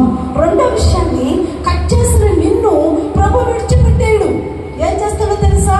కట్ చేసిన నిన్ను ఒక సారవంతమైనటువంటి దాంట్లో నాటుతూ ఉంటాడు. నీకు బాగా అర్థం అవ్వాలంటే, ఇప్పుడు అంతా కూడా ఏం జరుగుతుందంటే, కేరళలో మొట్టమొదటిగా ప్రారంభంలో కేరళలో చేశారు ఈ పనిని. ఒక చెట్టు కొమ్మని ఇంకో చెట్టు కొమ్మని 2 కలిపి ఏం చేస్తున్నారో తెలుసండి? 2టిని అంటు కడుతూ ఉన్నారు. ఇప్పుడు మామిడి చెట్టు కాయను, జామ చెట్టు కాయను, చెట్టుని కలిపి 2టిని అంటు కడుతూ ఉంటే అదో రకమైనటువంటి ఫ్రూట్ కలిగి అది కొత్త రకమైన ఫ్రూట్ కలిగిస్తుంది. అంతకుముందు మరి గులాబీ పూలు ఎలా ఉంది తెలుసండి? అంతకుముందు ఎలా ఉంది గులాబీ పూలు? నాటు గులాబీలు చక్కగా సువాసనతో ఉండేవి, ప్రతి ఇంట్లో ఉండేవి. ఇప్పుడు వచ్చినవి ఏంటి? హైబ్రిడ్ పువ్వులు. ఒక్కొక్క రోజు పువ్వు ఎంత ఉండేది ఫస్ట్ లో వచ్చినప్పుడు. మా ఇక్కడ చుట్టుకు పెట్టుకుందామంటే ఏదో మైకు పక్కన పెట్టుకున్నట్టు ఉండేది. కానీ తర్వాత అది సైజు తగ్గుకుంటూ వచ్చింది. చిన్న చిన్న పువ్వులు అంటే ఇప్పుడు వాటికి వాసన లేవు. పువ్వులైతే చక్కగా అందంగా కనిపిస్తున్నాయి, కానీ వాటికి ఏమి లేదు చెప్పండి? సువాసన లేదే లేదు. అంతకు ముందు ఉన్నటువంటి పువ్వులకి ఏముండేది? సువాసన ఉండేది. కానీ ఇప్పుడు వచ్చినటువంటి వాటికి ఏమి లేదు, సువాసన లేదు. కారణం ఏంటి? హైబ్రిడ్ అన్నారు. హైబ్రిడ్ అంటే దాని అర్థం ఏంటంటే, దాని చెట్టు వేరు, ఇంకొక చెట్టు వేరు, 2టిని తీసుకొచ్చి ఒక జాయింట్ చేసి అంటు కట్టుతూ ఉంటారు. మీరు అప్పుడప్పుడు అంట్లు కట్టే ఉంటారు కదండి, కట్టలేదండి? మల్లి చెట్లు మనం అంట్లు కడుతూ ఉంటాం, మామిడి చెట్లు అంట్లు కడుతూ ఉంటారు, ఇంకా చాలా చెట్లు అంట్లు కడుతూ ఉంటారు. అంటులు కట్టినటువంటి ఆ చెట్టుని ఇంకొక చెట్టు కొమ్మ తీసుకొచ్చి 2టిని నాటినప్పుడు అవి వేరే రకమైనటువంటి ఫ్రూట్స్ వస్తాయి, వేరే రకమైనటువంటి పువ్వులు వస్తూ ఉంటాయి, వేరే రకమైనటువంటి కూరగాయలు వస్తూ ఉన్నాయి. ఇప్పుడు కొత్త కొత్తవి రకరకాల కూరగాయలు వస్తున్నాయి, రకరకాల పండ్లు వస్తున్నాయి, రకరకాల పువ్వులు వస్తున్నాయి. అంటే వేరే చెట్టు నుంచి వేరే చెట్టుకి 2టిని తీసి వారు అంటు కొడుతూ ఉన్నారు. మరి జీవం గల దేవుని సంఘంలో కొమ్మగా ఉన్న నిన్ను కట్ చేసిన దేవుడు కట్ చేసిన దాన్ని పడేయలేదండి, అగ్గిలో పడేయలేదండి. తీసుకొచ్చి ఎక్కడ నాటాడో తెలుసా? జీవము గల దేవుని సంఘములో క్రీస్తు అనే ద్రాక్ష చెట్టుకి నేను అంటు కట్టాడు. ఎక్కడ కట్టాడండి? నువ్వు ఎవరిలో అంటు కట్టబడ్డావు? ఎవరిలో అంటు కట్టబడ్డారండి మీరు? దాన్ని కూడా నీరసంగా చెప్తారండి. దేవునిలో. దేవుడు మన దేవుడు అంటు కట్టబడ్డావు. దేవుడు అన్నం తినొచ్చారా? మరి గట్టిగా మాట్లాడండి. మనం ఎవరితో అంటగట్టబడ్డాం? దేవునిలో. ఒక్కొక్కసారి మన స్నేహితులను బట్టి మన క్యారెక్టర్ డిసైడ్ చేస్తూ ఉంటాం. వీడి స్నేహితుడు ఎవరో చెప్పండి, వీడి క్యారెక్టర్ నేను చెప్తాను అంటారు. ఒకరు మన దొంగతో స్నానం చేసామనుకోండి, మనం ఏమంటారు చెప్పండి? దొంగే. మంచివాడితో స్నేహం చేస్తే మంచివాడే కదండి. మనము అంతకు ముందు గర్వము అహంభావంతో ఉన్న మనల్ని కట్ చేసి ప్రభు తీసుకొచ్చి తగ్గింపు స్వభావం కలిగినటువంటి స్వచ్ఛమైన నిర్మలమైన పరిశుద్ధమైన దేవునితో ఇప్పుడు మనం అంటుకట్టాడు. మనకి ఎలాంటి లక్షణాలు లేవాలి? ఇప్పుడు ఎలాంటి లక్షణాలు కావాలి మనకి? ప్రేమ, దీర్ఘశాంతము, దయాళత్వము, మంచితనము అన్న గుణ లక్షణాలతో నింపబడి దేవుని సంఘములో భయముతో భక్తితో మనం జీవించాలన్నదే ప్రభు యొక్క ఉద్దేశం. మనం కట్ చేసిన మనల్ని, కట్ చేసినటువంటి దాన్ని పెంట కుప్పల్లో పడేయకుండా, నరకములో పడేయకుండా, వ్యర్థమైన స్థలాల్లో పడేయకుండా ఎక్కడికి తీసుకొచ్చి నాటాడో తెలుసా? దేవుని మందిరములో నాటాడు. ఎక్కడ నాటాడు మనల్ని? దేవుడి మందిరము. ఎక్కడ నాటాడు మనల్ని? దేవుడి మందిరములో నాటబడ్డాం. దావీదు అంటున్నాడు, నేను దీవము గల దేవుని మందిరములో నాటబడ్డాను. ఎక్కడ నాటబడ్డాను అంటండి? దావీదు అభివృద్ధి చెందడానికి కారణం ఏంటి? భయభక్తులు కలిగిన జీవితం అయితే దేవుని మందిరంలో నాటబడిన అనుభవం. 23వ కీర్తనలో తన జీవితం అంతా కూడా అధ్యాయంగా రాశాడు ఆయన. ఆఖరి వచనంలో అంటున్నాడు, ఇదిగో నిరంతరము దేవుని మందిరములో నేను నివాసము చేస్తాను. రాజుకి మంచి చిన్న పని ఉంటేనే చాలా బిజీ అండి. నేను చాలా బిజీ అండి, ఖాళీ లేదండి. నాకు ఏది ఇచ్చిన జాబ్ లేకపోతే చిన్న పొరుగుకి, ఇంట్లో పొరుగుకి ఏమంటాం మనం? బాబు చాలా బిజీ అండి, అసలు మాట్లాడటానికి కూడా లేదండి, చాలా బిజీ అయిపోయింది మధ్యన.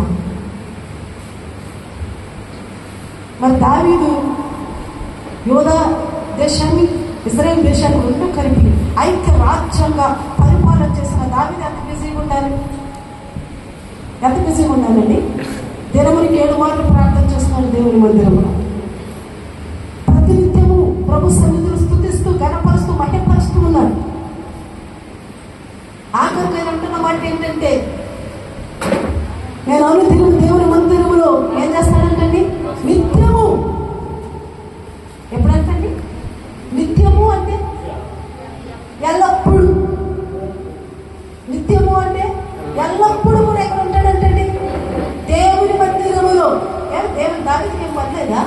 ఎప్పుడు దేవుని మందిరంలో నివాసం చేస్తుంటే భార్య పిల్లల్ని ఇప్పుడు చూసుకుంటాడు, రాజ్యాన్ని ఇప్పుడు పరిపాలన చేస్తాడు, యుద్ధానికి ఎప్పుడు వెళ్తాడో నాకు ఒక డౌట్ రావచ్చు. ఆరాధన చేసినప్పుడు దేవుని మందిరంలో ఉన్నాడు, రాజ్య పరిపాలన చేసినప్పుడు రాజ్య సింహాసనం మీద కూర్చొని దేవుని మీద ఆధారపడకుండా పరిపాలన చేశాడు. దేవుని దావీదు మనసు దేనితో అంటగట్టబడింది తెలుసా? దేవుని మందిరములో నాటబడిపోయింది. దావీదు సింహాసనం మీద కూర్చున్నా దావీదు మనసు మాత్రం ఎక్కడుంది? ఎక్కడుందండి? ఎక్కడుందండి? ఒక్కొక్కసారి మన మనసు ఎలా ఉంటుందో తెలుసా? మనం ఇక్కడే ఉంటాం, మన మనసు మాత్రం ఇంటికెళ్ళి వస్తుంది, బద్వేకి వెళ్ళి వస్తుంది, పొలానికి వెళ్ళి వస్తుంది. ఎప్పుడూ దీనికి వెళ్ళలేదంటారగా మనం ఇక్కడే ఉంటాం, ఆలోచన మాత్రం ఎక్కడికో వెళ్ళిపోయి ఉంటుంది. ఇక్కడే మనం తలూపుతూ ఉంటాము, ఆలోచన మాత్రం ఎక్కడికో వెళ్ళిపోయి ఉంటుంది. ఒక్కొక్కసారి ఒక సేవకుడు ఏమంటుందంటే, మానవుని యొక్క మనసు కోతి లాంటిదంటే, ఒక చెట్టు మీద ఇక్కడ ఎగురుతుంది, మరి ఇంకో చెట్టు మీదకి ఎగురుతుంది. ఏదైనా తినమంటుందండి కోతి? కోతి తినమంటుందా? కోతి తినమండదు. గాడిదని, కుక్కని, ఎద్దుల్ని, లేకుంటే దేనైనా మనం తాడేసి కట్టొచ్చు. కానీ కోతులు కట్టకు వల్ల అవుతుందండి. మిమ్మల్ని బలవంతంగా తీసుకొచ్చి ఇక్కడ కూర్చోబెట్టినా ఒకరు మీ మనసు కోతి లాంటిది అయితే మీరు ఇక్కడే ఉంటారు, మనసు మాత్రం ఎక్కడ ఉండదండి? ఎక్కడ ఉంటుంది? ఎందుకు వచ్చింది బాధ? రెండింటికి మంచి సీరియల్ వస్తుంది, ఒకటి చూసుకొని కొడుకులు వదలపోతే ఏ బాధ ఉంటుంది కదా. అలాగే ఇక్కడ ఒక్కొక్కసారి మన మనసు చూడాలి, అసలు ఏ బాధ లేకుండా ప్రశాంతంగా, ఎంత ప్రశాంతంగా వదలపోతుందో చూడండి కదండి. పాపం నిద్రపోవడానికి కారణం ఏంటో తెలుసా? మన మనసు ఎక్కడికి వెళ్ళిపోద్ది? బయటికి వెళ్ళిపోతాం మన ఊరు నుండి. చూడండి, మనం ఇంటికాడే ఉంటాం, మన మనసు ఆత్మకూరు, బద్వేలు, కడప,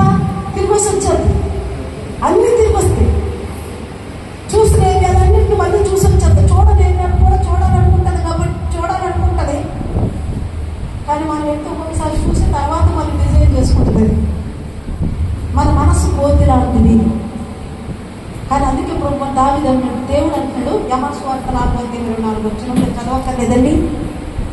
దేవుని ఆరాధించు వారు ఆత్మతోను సత్యముతోను. మనం దేవుని ఆరాధన చేయాలి, దేవునితో వాక్యం వినాలి. దేవుతండి నీ మనస్సును కూడా ఇక్కడే పెట్టుకోవాలి. ఎక్కడ ఉండాలండి? ఇలా మనసు వెళ్ళిపోయినటువంటి ఒక వ్యక్తిని మీకు జ్ఞాపకం చేసి మిగతా వాక్యాలకి నేను వెళ్తాను. ఎందుకంటే మనం నిద్రపోవడానికి రీజన్ ఏంటో తెలుసా? మన మనసు బయటకు వెళ్ళిపోతే శరీరంలో అంత జీవం ఉండదు కాబట్టి నెమ్మదిగా నిద్రలోకి జారుకుంటాం. సాతానుకు అన్నీ బాగా తెలుసు. నువ్వు చర్చికి వెళ్ళొద్దంటే నువ్వు వెళ్తున్నావు కదా, పాటలు పాడుతప్పుడు చెప్పుట్లు కొట్టు, పాట పాడు, వాక్యం మాత్రం విన్నావంటే నేను ఒప్పుకోను, శుభ్రంగా నిద్రపో అని ముందు ఇంటికాడ చెప్పి పంపిస్తాడు వాడు మనకి. అందుకే ఇక్కడికి వచ్చి శుభ్రంగా నిద్రపోవడానికి మనకి అవకాశము దొరుకుతుంది. వాక్యం ఉంటే నీ బ్రతుకు బాగుపడిపోద్దని, వాక్యం ఉంటే నువ్వు రక్షింపబడతావని, వాక్యం ఉంటే నీ ప్రవర్తన మారుతుందని, వాక్యం వింటే నువ్వు పరిశుద్ధులుగా మార్చబడి పరలోక రాజ్యముల వారసులుగా మార్చబడతావని సాతానుడికి తెలుసు. అందుకే వాక్యం విన్నవాడు, క్రమం పాటించని వాడు. నువ్వు గుర్తించాలి నా ప్రియ సోదరిగా, నువ్వు గుర్తించాలి ఎక్కడ తప్పిపోతున్నావు ఆత్మీయంగా, ఎక్కడ తప్పిపోతున్నావు దేవునికి వ్యతిరేకంగా, ఎక్కడ తప్పిపోతున్నావు, ఏ విషయంలో తప్పిపోతున్నావు అన్నది నువ్వు జ్ఞాపకం చేసుకుంటే.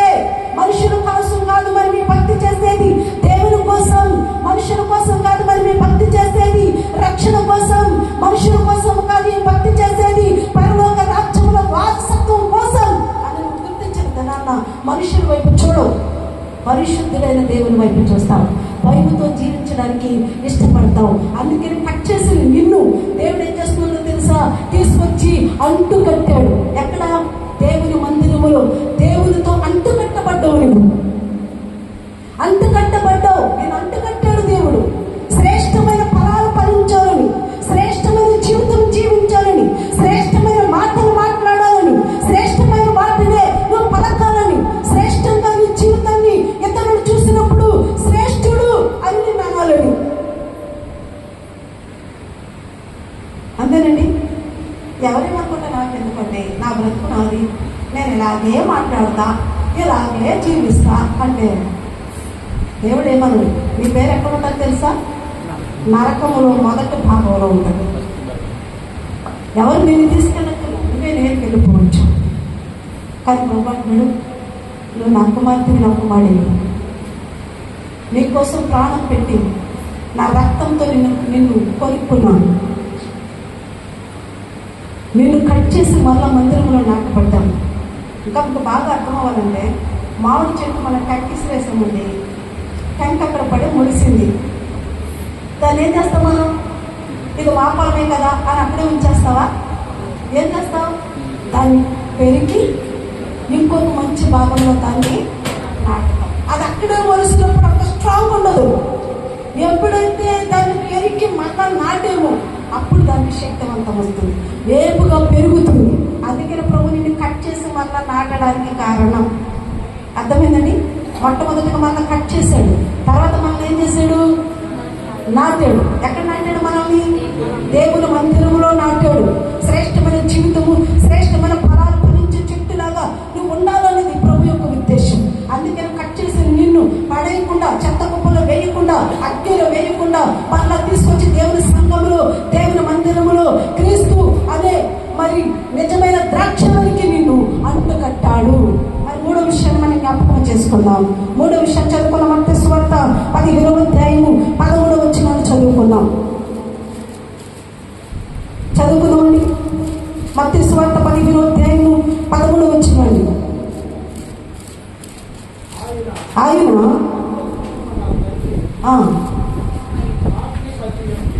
ప్రతి వ్యక్తియు తల్లగింపబడును, ఆ జోలికి పోకుని గుర్తువారై ఉండి. చాలు. ఇక్కడ ప్రభుత్వుడు దేవుని మందిరంలో నాటబడని వాడు. దేవుని మందిరంలో ఏం చేయబడతాడంటే నాటబడిన వాడు కాదు, నాటబడినట్లు. మీకు ఒక విషయాన్ని మీకు జ్ఞాపకం చేస్తాను. ఒకసారి మా చర్చి ఇదే వాక్యాన్ని నేను జ్ఞాపకం చేస్తాను. దేవుని మందిరంలో 3 రకాలైన ఎవరు అంటే ఒక వ్యక్తి, కొంతమంది బ్యాచ్ పరిశుద్ధాత్మ శక్తిని పొందుకున్నటువంటి వారు, రెండో బ్యాచ్ పరిశుద్ధాత్మ లేనటువంటి వారు, మూడో బ్యాచ్ ఎవరో తెలిసింది పరిశుద్ధాత్మ ఉంటుంది కానీ ఉండనట్టుగా ఉంటారు. అర్థమైందండి? పరిశుద్ధాత్మ ఉంటుంది కానీ పరిశుద్ధాత్మ లేనట్టుగా వారి ప్రవర్తన ఉంటుంది. ఎందుకో తెలుసా? పరిశుద్ధాత్మ ఉన్న వారితో మనకి ఎటువంటి ప్రమాదం లేదు, పరిశుద్ధాత్మ లేని వారితో కూడా మనకు ప్రమాదం లేదు. ప్రమాదం అంతా ఎవరి వల్ల అంటే పరిశుద్ధాత్మ ఉన్నట్టుగా ఉండి కూడా లేనట్టుగా జీవిస్తారు. చూడండి, వీళ్ళు ఎవరంటే వాడి మీద పిల్లలు లాంటి వారు. దేవుడు అలాంటి వారిని ఏమంటాడో తెలుసా? గుడ్డివాడు. గుడ్డివాడికి త్రోవ చూపుతాడా? గుడ్డివారు అంటాడు అలాంటి వాడు. దేవుడు ఏమంటాడు తెలుసా? అలాంటి వారిని ఎలా అంటున్నాడు దేవుడు? గుడ్డివాడు. ఏ విషయంలో గుడ్డివాడు? దేవుడి క్రియలు చూడలేని విషయంలో, దేవుడు అద్భుతాలు చూడలేని విషయంలో, దేవుడు చేసినటువంటి మహత్కార్యాలు చూస్తూ కూడా గ్రహించలేని విషయంలో తన కళ్ళు ఏమైపోయింది తెలుసా? మూయపడిపోయింది. ఎంత చెప్పినా నేను పట్టిన పిల్లలకి 3 కాళ్ళు అంటారు. నేను చెప్పిందే మీ అందరూ వేస్ట్, నేనే తెలుగు గలవాడు. వాస్తవంగా అతను చూస్తే మనకేమనిపిస్తుంది? ఇది పెద్ద మూర్ఖుడు, ఎవరు చెప్పినా వినండి. దేవుడు అంటాడు నాట పడని వారు ఉన్నారు, అలాంటి వారు దేవుడు అంటాడు పెరిగి వేస్తాడు. మన వ్యక్తిగత జీవితంలో కూడా పెరిగి వేయవలసినవి చాలా ఉన్నాయి. ఏంటి ఆ పెరిగి వేయవలసినవి? ఇందాక మనం చెప్పుకున్నాం, గర్వాన్ని, అహంభావాన్ని అని. ఎంతగా మనం అవి పెరిగి వేసినా అప్పుడప్పుడు సందర్భాలు బట్టి మరలా వచ్చేస్తూ ఉంటాయి మనకి. వాటిని దేవుడు అంటాడు కట్ చేయడం కాదు, ఈసారి ఏం చేయాలి తెలుసు? వాటిని పెరిగేయాలి. అసలు ఆ ఆనవాలే ఉండకూడదు. అమ్మ ఇంటి చూడండి, మన పర్వతంలో మనం పట్టుకొచ్చాం ఏంటో అర్థం కావట్లేదు. నిద్రపోకడం ఇటు చూడండి. మనం ఏం చేయనటువంటి వాటిని పెరిగి వేయాలి. ఒక్కొక్కసారి కట్ చేసాం, అది వస్తుంది. కట్ చేసాం. ఒక్కొక్కసారి చెట్లు చూడండి, మనము మొదలకి నరికేసిన మళ్ళీ ఏమొస్తుంది? అందులోంచి చిగురులు వచ్చేస్తూ ఉంటాయి కదా. ఒకసారి గర్వంగా, ఒకసారి విషయంలో గర్వపడకూడదు అనుకున్న సందర్భాన్ని బట్టి మనకి ఏమొచ్చేస్తుందంటే గర్వము, అహంభావము, ఇలాంటివి స్వార్థము, ఇలాంటివి వచ్చేస్తుంటే ప్రవర్తనలు. ఇదిగో నువ్వు నాటబడని నీరు పెరిగి వేసే గుణం ఉండాలి. ఏంటిది పెరిగి వేయబడాలి? పనికి రాని వాటిని మనం ఏం చేయాలంటే లోపల నుండి పెరిగి వేసేవారు. గర్వం నీకు నాశనాన్ని తీసుకొస్తుంది, ఇది నాకు అవసరం లేదు. అహంభావం, ఇది నాకు అవసరం లేదు. ప్రతినిత్యము నన్ను చాలా ఇబ్బంది పెట్టి అందరు ఎదురుగా నన్ను పొగరుగా నడుచుకునేటట్టు చేస్తుంది. ఇలాంటివన్నింటినీ మనలోంచి పెరిగి వేయాలి. మనం ఫలించాలంటే 4 విషయాలు మీకు జ్ఞాపకం చేస్తాను. 1 కొరింథీయులకు రాసిన పత్రిక 3వ అధ్యాయము 6-7 వచనాలు చదువుకుందాం. అపోస్తలుడైన పౌలు కొరింథీయులకు రాసిన మొదటి పత్రిక 3వ అధ్యాయము 6-7 వచనాలు చదువుకుందాం. నేను నాటితిని, అపోలో నీళ్ళు పోసిన. చాలు. ఇక్కడ ఏమంటున్నాడంటే అపోస్తలుడైన పౌలు కొరింథీ సంఘంతో నేనేమో నాటాను. దేన్ని? జీవము లేకుండా ఇష్టానుసారంగా తిరుగుతున్నటువంటి మీ జీవితాలని, లోకములో పెట్టకొప్పలో ఉన్నటువంటి మమ్మలను లోకములో నుండి తీసి దేవుని మందిరములో నాటాను. నేను నాటి వెళ్ళిపోయాను. అపోలో అనే వ్యక్తి మీకు నీరు పోసాడు. చెట్టుకి ఏం కావాలి? బలం కావాలంటే నీరు చాలా అవసరం. ప్రతినిత్యము చెట్టుకి నీరు అవసరం. మన శరీరానికి ఎలా నీరు అవసరమో చెట్టుకు కూడా నీరు అవసరం. ఇక్కడ నేను అంటున్న ఈ నీరు ఏంటంటే దేవుని వాక్యము అని అర్థం. అపోస్తలుడు పౌలేమో వారిని రక్షించి దేవుని మందిరములో నాటి వెళ్ళిపోయాడు. అపోలో అనే వ్యక్తి వచ్చి దాన్ని ఏం చేస్తున్నాడంటే నాటిన దానికి నీరు పోసి ఫలింప చేస్తూ ఉన్నాడు. ఫలింపు చేసేది ఎవరంట? అక్కడ రాయబడింది దేవుడే ఫలింపు చేస్తాడు. నువ్వు ఫలించడానికి అడ్డుగా ఉన్న వాటిని అన్నిటిని నువ్వు తొలగించుకుంటూ పోతే దేవుడు ఏం చేస్తాడో తెలుసా? నేను ఫలింప చేస్తాడు. మొట్టమొదటిగా నేను కత్తిరిస్తాడు. నువ్వు ఫలించకపోతే రెండోసారి నీలో ఉన్నట్టు నిన్ను అంటు కడతాడు. ఇంకా దేవుని మందిరములో ఉండి అంటు కట్టబడి కూడా అంత కట్టబడినట్టుగా నువ్వు జీవిస్తుంటే నీలో ఉన్న వాటిని కొన్ని వాటిని పెరిగి పారవేస్తాడు. తరువాత దేవుని మందిరములో నాటితే దేవుని సేవకుడు ఏం చేస్తాడంటండి, నీరు పోస్తూ ఉంటే పరిశుద్ధాత్మ దేవుడు నిన్ను ఏం చేస్తాడంట, ఫలింప చేస్తూ ఉంటాడు. ఎక్కడ ఫలింప చేస్తున్నావు? నీకు ఈ జ్ఞానం ఎక్కడి నుంచి వచ్చింది? ఈ ఉద్యోగం ఎక్కడి నుంచి వచ్చింది? నీ పనులు ఎలా పండింది? నువ్వు ఎలా ఆర్థికంగా ఇలాగా ఆరోగ్యపరంగా ఎలాగ అభివృద్ధి చెందావు, ఆరోగ్యపరంగా ఎలా కోరుకున్నావు అంటే నువ్వు సాక్ష్యం చెప్తావు. జీవము గల దేవుడే నా పక్షాల నుండి నాకు మేలు చేస్తాడు. ఆ సాక్ష్యం వాళ్ళందరూ ఏమంటారు తెలుసా? ఆకర్షింపబడి దేవుని మందిరానికి వస్తూ ఉంటారు. దేవుని సేవకులు కాదు, విశ్వాసంగా మందిరానికి తీసుకొచ్చే బాధ్యత ఎవరిది? ఎవరిదండి? ఎవరు? దేవుడు. మనం ఏం చేద్దాం? మరి దేవుడు విశ్వాసం దేవుని మందిరానికి నడిపిస్తాడు. మనం ఏం చేద్దాం? అన్నం కూరని తినేసి పడుకుందామా? గ్రామంలో ఎంతమంది ఉన్నప్పటికీ కూడా నేను ప్రత్యేకించి రక్షించడు అంటే ఈ గ్రామ ప్రజల కోసం ప్రార్థించే వ్యక్తి ఉండాలి. వారు రక్షణ కొరకు ప్రయాసపడే వ్యక్తి ఉండాలి. వారిని దేవుని వైపు నడిపించే సాధనంగా నువ్వు ఉండాలి. దేవుడు ఒక బలమైన వ్యక్తువు, నువ్వు ప్రార్థన చేయగల సామర్థ్యత నీలో ఉంది, వాక్యం చెప్పగల సామర్థ్యత నీలో ఉంది, వారు కొన్ని రక్షించే సామర్థ్యత నీలో ఉందనే దేవుడిని నేను ఏర్పరచుకుని మందిరంలో నాటితే మనం ఏం చేస్తున్నాం? ఇంటిలో కూర్చుని దేవుని సమయాన్ని కూడా నిర్లక్ష్యంగా గడుపుతూ ఉన్నాం. నా ప్రియ సోదరి సోదరుడా, దేవుడు నిర్లక్ష్యంతో ఉండడానికి కాదు నిన్ను పిలుచుకున్నది, నిన్ను ఏర్పరచుకున్నది, నిన్ను అంటుకట్టుకున్నది, నిన్ను కట్ చేసింది, నీకు నీరు పోసింది, నేను ఫలింపు చేయాలని కోరుకున్నది. దేవుడు ఎందుకో తెలుసా? ఆయన రాజ్య వ్యాప్తి కొరకు అనేక మందికి ఒక మార్గదర్శక నీవు కూడా ఉంటావని. అంతేగాని మన ఇంట్లో కూర్చొని నవ్వుకుంటూ ఆడుకుంటూ పాడుకుంటూ మన జీవిత కాల వ్యాప్తం చేయడానికి కాదు, దేవుని కొరకు ఒక సాధనాలుగా మనం వాడబడడానికి. అయితే ఇప్పుడు నీరు పోసి అంట కట్టబడ్డాం. దేవుడి పని దేవుడు చేసేసాడు ఫలింపు చేయడానికి. మనం ఏం చేయాలి? ఫలించాలంటే అది కూడా తెలుసుకోవాలి కదండి. దేవుడు నువ్వు ఎలా ఉంటావు, ఫలిస్తావో అలా మనం చేశాడు. కట్ చేశాడు, అంటు కట్టాడు, పెరిగి వేశాడు, మరలా దేవుని మందిరంలో నాటి నీరు పోయిస్తూ ఉన్నాడు. దేవుని పని దేవుడిది అయిపోయింది. అంతే కదండి. వ్యవసాయదారులు ఏం చేస్తాడు? వారి విత్తనాలు వేస్తాడు, నారు పీకుతాడు, మళ్ళా పొలంలో నాటుతాడు. నాటు వేసిన కాడ ఉంచుతారండి నారుని. మీరు వ్యవసాయదారులే కదా అందరూ. మా నాన్న కూడా వ్యవసాయం చేస్తాడు, అందుకనే కొంచెం బాగా తెలుసు నాకు ఈ విషయాలు. అందుకనే నేను మీకు చెప్పగలుగుతున్నాను అనుకుంటున్నాను. మనం ఒడ్లు వేసాం, నారు వచ్చింది, నారు కాడ ఉంచేస్తామా? దాన్ని ఏం చేస్తాం? పెరిగి మళ్ళీ పొలంలో నాటుతాం కదండి.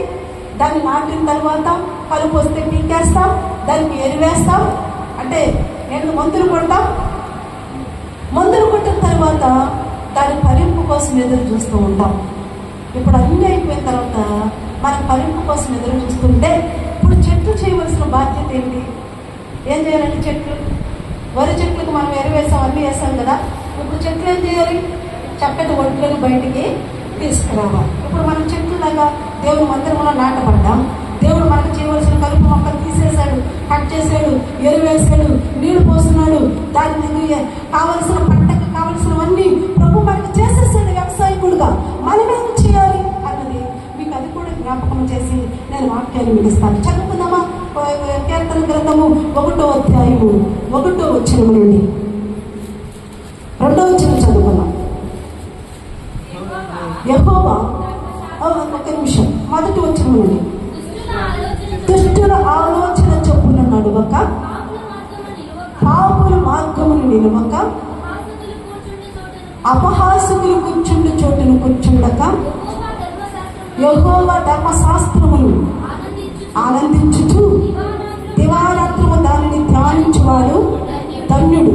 ఇంకా అతడు నీటి కాలువలో నాటబడిన వాడై ఆకువాడక తన కాలమందు ఫలమిచ్చు చెట్టు వలె ఉండును. అతను చేయనంతయు సఫలమగును. చాలు, ఇక్కడ రాయబడింది వ్యవసాయకుడు చేయవలసిన పని వ్యవసాయకుడు చేసేస్తాడు. ఇప్పుడు చెట్లు అంటే మనము ఏం చేయాలి? నాటబడిన మనం ఏమి చేయాలి అని వాక్యం చెప్తుందంటే దుష్టుల ఆలోచన చొప్పున నడవకూడదు. ఎవరు ఆలోచన చొప్పునంటండి? అప్పుడప్పుడు సలహాలు అడుగుతాం మన పక్కోండి, ఏమేమి నేను ఈ పని చేయాలనుకుంటున్నాను, మరి చేయనా అవుతాను. అది నీ సుఖము, నీ సంతోషాన్ని, నీ బాగుని కోరుకున్నావైతే నువ్వు చెప్పినటువంటి ఆ నిర్ణయంలో తప్పులుంటే సరిచేసి మంచిగా చేయని చెప్పింది. ఒకవేళ తప్పు ఉంది, నువ్వు బాగుపడితే మనం బాగుపడితే పట్టుకోవడానికి ఇష్టమని మీరు చెప్పండి. ఇష్టమా? మీ ఊళ్ళో అందరికి ఇష్టమేనా? మా ఊళ్ళో ఎలా ఉంటారో తెలుసండి, పక్కింటి మంచి చీర కట్టుకున్నా నేను బాగా సగం ఎక్కువ అయిపోయింది, బాగా చాలా ఎచ్చులు పడుతుందేమో, తింటానికి తిండి లేదు కానీ చీరలు చూడు మరీ కడుతుంది. ఎవరన్నా మాటలు మాకు మంచి బట్టలు కట్టుకున్నాం, వచ్చుకోలేదు, బీరువా కొనుక్కున్నాం, లేదా బంగారం కొనుక్కున్నాం, సోఫా కొనుక్కున్నాం, టీవీ కొనుక్కున్నాం. పక్కింటి ఎలా ఉంటుంది, ఎదురుకుండా వచ్చి చూడలేకపోయినా కిటికీలో వచ్చి చూసైనా సరే పక్కింటి ఆమెను కొలిచేసి టీవీ కొనుక్కున్నారే, ఎట్ట కొనుక్కున్నాను. మీ ఊళ్ళో లేవా? లేకపోతే మీరు దానిలే పంట పక్కన అందరూ ఇవే. మనం మంచుకున్నా సరే ఓర్చుకోలేని గుణం. అందుకని వాడు దుష్టులు లాంటి వాళ్ళు చెడ్డ ఆలోచన చెప్పి చెడ్డ మార్గంలో నడిపించడానికి మనల్ని డైవర్ట్ చేస్తూ ఉంటాం. దేవుడు అన్నాడు, దుష్టుల ఆలోచన చెప్పు నువ్వు నడవద్దు. రెండోది, పాపుల మార్గమును నిలవద్దు. దుష్టుల ఆలోచన చెప్పిన విషయాన్ని మీకు జ్ఞాపకం చేయరా? దావీదుకి ఆమ్నాను ఒక కుమారుడు ఉన్నాడు.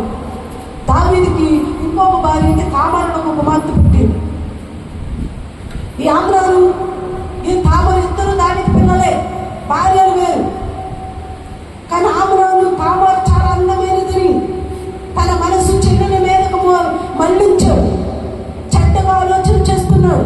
నా చెల్లెని పెళ్లి చేసుకోవాలి, ఆమెను బలత్కరించాలి, ఆమెను పాడు చేయాలని గురి కలిగి ఉన్నాడు. ఎందుకంటే తండ్రి ఒక్కడైనా సరే తల్లిని ఎవరు చెప్పండి వేరు కాబట్టి ఇతను ఆలోచన చెడిపోయింది. ఇప్పుడు స్నేహితులను అడిగాడు, ఒరే నాకు ఇలాంటి ఆలోచన వచ్చిందంటే వారు అయ్యో నీ చెల్లి కదరా, తప్పు కదరా అని చెప్పలేదండి. వాళ్ళు అంటున్నారు, ఇదిగో తామర చాలా అందమైన ఆమె, మీ తల్లికి ఏ పుట్టలేదు కదా, ఆమెను ఖచ్చితంగా పాడు చేస్తాయి అని దుష్ట ఆలోచన చెబితే దావీదుకు వర్తమానం పంపించాడు, అయ్యా నాకు ఆరోగ్యం బాగోతుందని. అన్నం వండుకోలేకపోతున్నాను, తినలేకపోతున్నాను, ఎందుకంటే నాకు పెళ్ళి అవ్వలేదు కదా. కాబట్టి తామరగా నా చెల్లెలు పంపి అన్నం వండి పంపిస్తాను, నాకు కొట్టిస్తుంది. దావీదు అనుకున్నాడు తామరు ఆమెనానికి చెల్లించదని. ఆ తామరతో చెప్పడమ్మా అన్నకు ఆరోగ్యం బాలేదు, ఇంటికి వెళ్ళాను, భోజనం సిద్ధపరచాలంటే నా అన్న దగ్గరికి వెళ్తున్నాడని సంతోషంతో వచ్చి ఆహారాన్ని సిద్ధపరిచే సమయంలో ఇంట్లో ఉన్న డోర్ అంటే క్లోజ్ చేసామని ఆ తామర నాపై అత్యాచారం చేశాడు. ఎవరి మీదండి? ఎవరి ద్వారా ప్రేరేపింపబడ్డాడు? దుష్టులైన స్నేహితుల ద్వారా. ఈ విషయము ఆమె బయటకు తప్పించుకుని వచ్చింది. తన అన్నైనటువంటి అబ్షలోముతో చెప్పింది. ఈ తామారు ఎవరో తెలుసా? అబ్షలోము యొక్క చెల్లెలు. వెళ్ళి తమ్ముడు అన్నతో చెప్పింది, ఇదిగో అన్న నన్ను అన్నలా చేశాడు అంటే అబ్షలోము వచ్చి ఈ ఆమ్నానుని చంపేశాడు. ఆమ్నాను చనిపోవడానికి కారణమే దుష్టుల ఆలోచన చెప్పిన నడవడమే కారణం. ఈ మధ్యన అన్నారా ఒక చిన్న న్యూస్ వచ్చింది, 3వ తరగతి పిల్లల్ని 6-7 తరగతి పిల్లలు రేట్ చేసి చంపేశారంట. ఎంత ఘోరంగా ఉందండి లోకము. లోకం ఎంత ఘోరంగా ఉంది. ఈ 3 సంవత్సరాల పిల్లల వయసు అంటే ఆ పాప ఎంత ఉన్నది, 6-7 తరగతుల పిల్లల వయసు అంతా. వారికి వచ్చిన ఆలోచనలు ఏంటి, వారికి వచ్చిన తలంపులు ఏంటి? దీని అంతటికి కారణం దుష్టుడైన సాతాను వారి హృదయంలో నాటిన విత్తనం. వారు చూస్తున్న విషయాలు. తల్లిదండ్రుల పిల్లలకి చిన్ననాటే పోర్లు కొనివ్వడం, పోర్లు చూడనివ్వడం, పోర్లలోని వ్యర్థమైన వాటిని చూసి వారి జీవితాన్ని మీరు పాడు చేసుకుని దుష్టుల వైపు మండిపోయి వారి జీవితాన్ని పతనం చేసుకుంటూ ఉన్నారు. తల్లిదండ్రుల పిల్లల్ని భయభక్తులతో పెట్టట్లేదు, ఎందుకంటే మనకే భయం లేదు. పిల్లలకి ఏం నేర్పిస్తామండి? అర్థనండి, మనకే భయం లేదు. మనమే 11ంటికి ప్రార్థనకు వస్తుంటే వాళ్ళు 10 ఉదయానికి పోరా అంటే అంటారు, నీ ఎడపాలు వస్తాయి అంటారు. నువ్వు 11కి వెళ్తే వాడు 11:30కి వస్తావు. కారణం ఏంటో తెలుసా? మనల్ని చూసి మన పిల్లలు నేర్చుకుంటారు. వాళ్ళ ఆలోచన విధానం మారిపోతుంది. దేవుని సన్నిధిలో గడపవలసిన పిల్లలు వ్యక్తమైన స్థలాల్లో గడిపి వ్యక్తమైన వాటిని చూసి వారి భవిష్యత్తును పాడు చేసుకుంటూ ఉంటే తల్లిదండ్రులైన వారు చిన్నవాడే కదా పెద్దోడే కదా నేర్చుకుంటాడు అనుకుంటున్నావు. లోక సామెత ఏం చెప్తుందో తెలుసా? మొక్క వంగని దెమ్మనే వంగదు. మొక్కగా ఉన్నప్పుడు దానికి కర్రని చక్కగా నిలబెట్టి తోడేసి కడితే ఏపుగా పెరుగుద్ది. పెద్ద అయినాక దీన్ని సరిచేద్దామంటే వంకరగానే పడిపోయి వంకరగానే ఎదుర్కొంటూ ఉంటుంది. మన జీవితాలు వంకరగా ఉండడం ఇష్టం లేదు. ఇక్కడ ఇంకో ఉదాహరణ చెప్పాలని నేను ఇష్టపడుతున్నాను వంకర బ్రతుకుల గురించి. ఒక పీత అంటండి, మన పిల్లలు చూడండి, పీతలు తెలిసిన మీకు ఎండ్రకాయలు అంటారు, మాకు వెస్ట్ గోదావరిలో పీతలు అంటారు. మీరేమంటారు ఇక్కడ? ఎండ్రకాయలు కదండి. ఇప్పుడు ఎండ్రకాయ కథ చెప్పాలని నేను అనుకుంటున్నాను. మన పిల్లలు చూడండి, ఈరోజు నేను మా పాపలో కొత్త డ్రెస్ కొనిచ్చాను అనుకోండి, ఆమె వేసుకుంది, ఇంట్లో తిరుగుతుంది. నా కళ్ళు దృష్టి ఎక్కడ ఉందో చెప్పండి. అస్తమానం నా కుమార్తెనే చూడాలనిపిస్తుంది. ఎందుకంటే ఆ డ్రెస్ తెచ్చింది ఎవరు? ఆమెకి ఇష్టం లేకపోయినా నేనేమంటానంటే బలివేపుతారా నీకు, ఆమెమో నాకు నచ్చలేదు మమ్మీ. నేనేమంటాను లేదు లేదు చాలా బాగుంది, కావాలంటే అర్థంలో చూసుకో. ఆమె ఇంటి వెళ్తున్నా చూస్తాను, ఇంటి వెళ్తున్నా చూస్తాను, అడ్డు వెళ్తున్నా చూస్తాను. ఒకరు ఎవరైనా పట్టుకొని వచ్చారనుకో, నా కూతురికి డ్రెస్ బాగుంది కదా, ఎక్కడ తెచ్చావు? నేనే కొనుక్కొచ్చాను. మనం మురిసిపోతూ ఉంటాం మన పిల్లలకి గిఫ్ట్లు ఇచ్చి, మనం మురిసిపోతూ ఉంటాం మన పిల్లలను చూసుకుని. వాళ్ళు అటు ఇటు వెళ్తుంటే, వాళ్ళు నడిచి వెళ్తుంటే, వాళ్ళు కదిలి వెళ్తుంటే, డ్యాన్స్ చేస్తుంటే, పాట పాడుతుంటే మురిసిపోతుంటే, తల్లిదండ్రుల యొక్క గొప్పతనం ఏంటంటే పిల్లలు చేసే ప్రతి పనులు చూసి మురిసిపోతుంటాం. అలాగే ఒక ఎండ్రకాయ తన పిల్లలు చూసి చూస్తా ఉందంటే నా పిల్ల మనం నడుస్తుంది అని. ఆ పిల్ల ఎలా నడుస్తుంది? ఎండ్రకాయలు ఎలా నడుస్తాయి? పక్కన నడుచుకుంటే ఎండ్రకాయలు అంటే నడుస్తాయి కదా, చూసారా?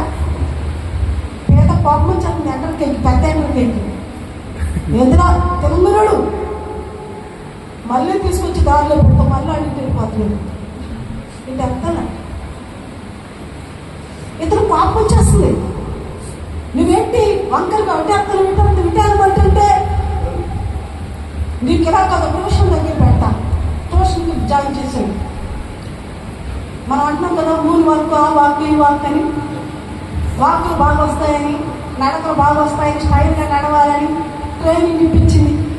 పెద్ద ఎండ్రకాయ కూతురికి ఎండ్రకాయ చక్కగా ట్యూషన్లో జాయిన్ అయింది. టీచర్ చెప్పింది, మరి ఎలా నడవరా, ఇలా నడవా అని నడిచి చూపించింది. ఆయన ఏం చెప్తున్నాడు? మళ్ళీ తీసుకొచ్చి దాని మళ్ళీ తెస్తున్నాడు. రోజు ట్రైనింగ్ ఇచ్చిన వాడి నడక మాత్రం ఎట్టుంది? స్ట్రైట్ రావట్లేదు, వంకరగానే వెళ్తుంది. ఇప్పుడు టీచర్కి అర్థమైంది. దీని సొల్యూషన్ ఏంటంటే వాళ్ళ అమ్మని రప్పిందారు. వాళ్ళ అమ్మని తీసుకొచ్చారు. అమ్మ ఒకసారి నువ్వు నడుపు చూపించాము. వాళ్ళ అమ్మ కూడా ఎట్లా నడుపుతుందండి? మళ్ళీ సరిగ్గా నడవమ్మ, మళ్ళీ వెళ్ళిపోతుంది. అప్పుడు అన్నాడు, లోపం నీ కూతురులో లేదమ్మా, ముందు నీ నడకలో లేదు. నువ్వు వంకరగా నడుతుంటే ఇప్పుడు వంకరగా నడవక ఏం చేస్తుంది? అవునా కదండి? అవునా కదండి? మన ఇంట్లో కూతురు తింటాం, మన పిల్లలు ఏమైనా నీతి వాక్యం చెప్తారా? వారు కూడా ఏం చేస్తారు? బుద్ధులే. మన పిల్లలు చిన్నప్పుడు బుద్ధి తింటాం, మనకు చాలా ఆనందం. మరి తిట్టుదని మామని అత్తని మనమే అక్కడ నేర్పిస్తుంటాం, మనమే వారికి చెడు మార్గాన్ని నేర్పిస్తుంటాం. ఆమరాలు చెడిపోవడానికి కారణమైన తెలుసా? స్నేహితులు, దుష్టులైన స్నేహితులు. అతను చనిపోవడానికి కారణం ఎవరు? స్నేహితులే. అందుకని ప్రబంధుడు దుష్టుల ఆలోచన చెప్పు నడవద్దు. నీవు దుష్టులు నీ జీవితాన్ని పాడు చేసేస్తారు.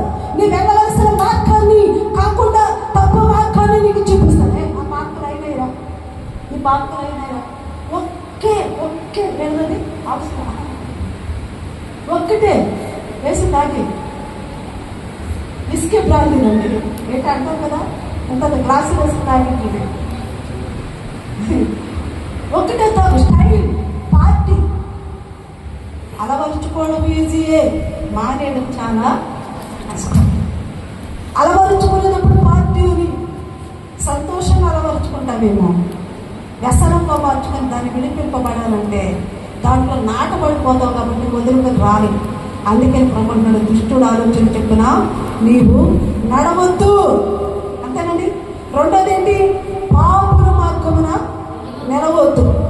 పాపులు ఎవరు? పాపులు? ఆజ్ఞను అతిక్రమించేవారు, దేవునికి అయిష్టంగా తిరిగేవారు, దేవుని ఆజ్ఞను పాటించిన వారు, ప్రార్థన చేయని వారు, దారి తప్పి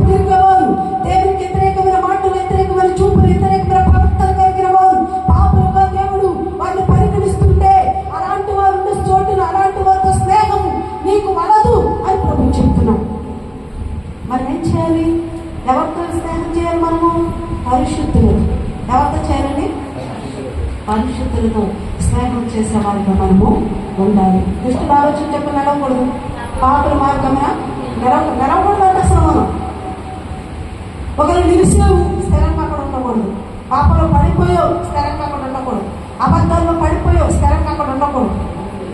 దావీదు పాపంలో పడిపోయావు కానీ స్థిరంగా అక్కడ ఉన్నాడండి. నా తాను ప్రవక్త వచ్చి నువ్వు పాపం చేసావని చెప్పగానే పశ్చాత్తాపడి 51వ కీర్తన రాశాడు, ప్రభువా నా పాపములు నేను మోయలేలాగా ఉన్నాయి, నా పాపములు చాలా విస్తారంగా ఉన్నాయి, ఈ సోపుతో నన్ను కడుగు అని ప్రభు దగ్గర పశ్చాత్తాపడుతూ నీ పరిశుద్ధాత్మ మరలా నాకు దయచే ప్రభుని విరిగి నలిగిన హృదయముతో ప్రభు సన్నిధిలో కన్నీటి ప్రార్థన చేసుకుంటూ వచ్చాడు. మనం ఒక్కొక్కసారి పడిపోవడం సహజమే, మాటల్లో కానీ ప్రవర్తనలో కానీ. పడిపోయిన కాడ ఉండకూడదండి. సరి చేసుకున్న మాట ఏం చేయాలంట? ముందుకే మనం కొనసాగే వ్యక్తులుగా ఉండాలి. మూడోది ఏంటి? అపహాసకులు కూర్చుంటే చోటున కూర్చోకూడదు. అపహాసకులు తెలుసా? అపహాస్యం చేస్తుంటారు. భలే నడుస్తున్నాం, భలే చేస్తున్నాం, ఆ చోట ఎలా ఉన్నారు ఏం చూడరా. ఇలాంటి వాళ్ళందరూ మన ఊర్లో ఉన్న చెట్లు ఉంటాయి చూడండి, అరుగు చెట్లు, అలాంటి అడుగులు కూర్చొని మాట్లాడుకుంటూ ఉంటారు. వెళ్తున్న వారిని వస్తున్న వారిని, గ్రామంలో ఉన్న వ్యక్తుల కుటుంబాల గురించి. వారికి తెలియని విషయం ఏంటంటే వారు అక్కడ ఉన్నారు కాబట్టి వారి గురించి మాట్లాడుకోవాలి. వారు లేకపోతే వారి గురించి కూడా ఖచ్చితంగా మాట్లాడు. ఒకసారి ఇతర వ్యక్తుల గురించి మాట్లాడుతున్న మనము మన గురించి ఇతరులు మాట్లాడుకుంటారన్న సంగతే మర్చిపోతాం. ప్రవర్తనలు అపహాసకులతో ఉండకూడదు.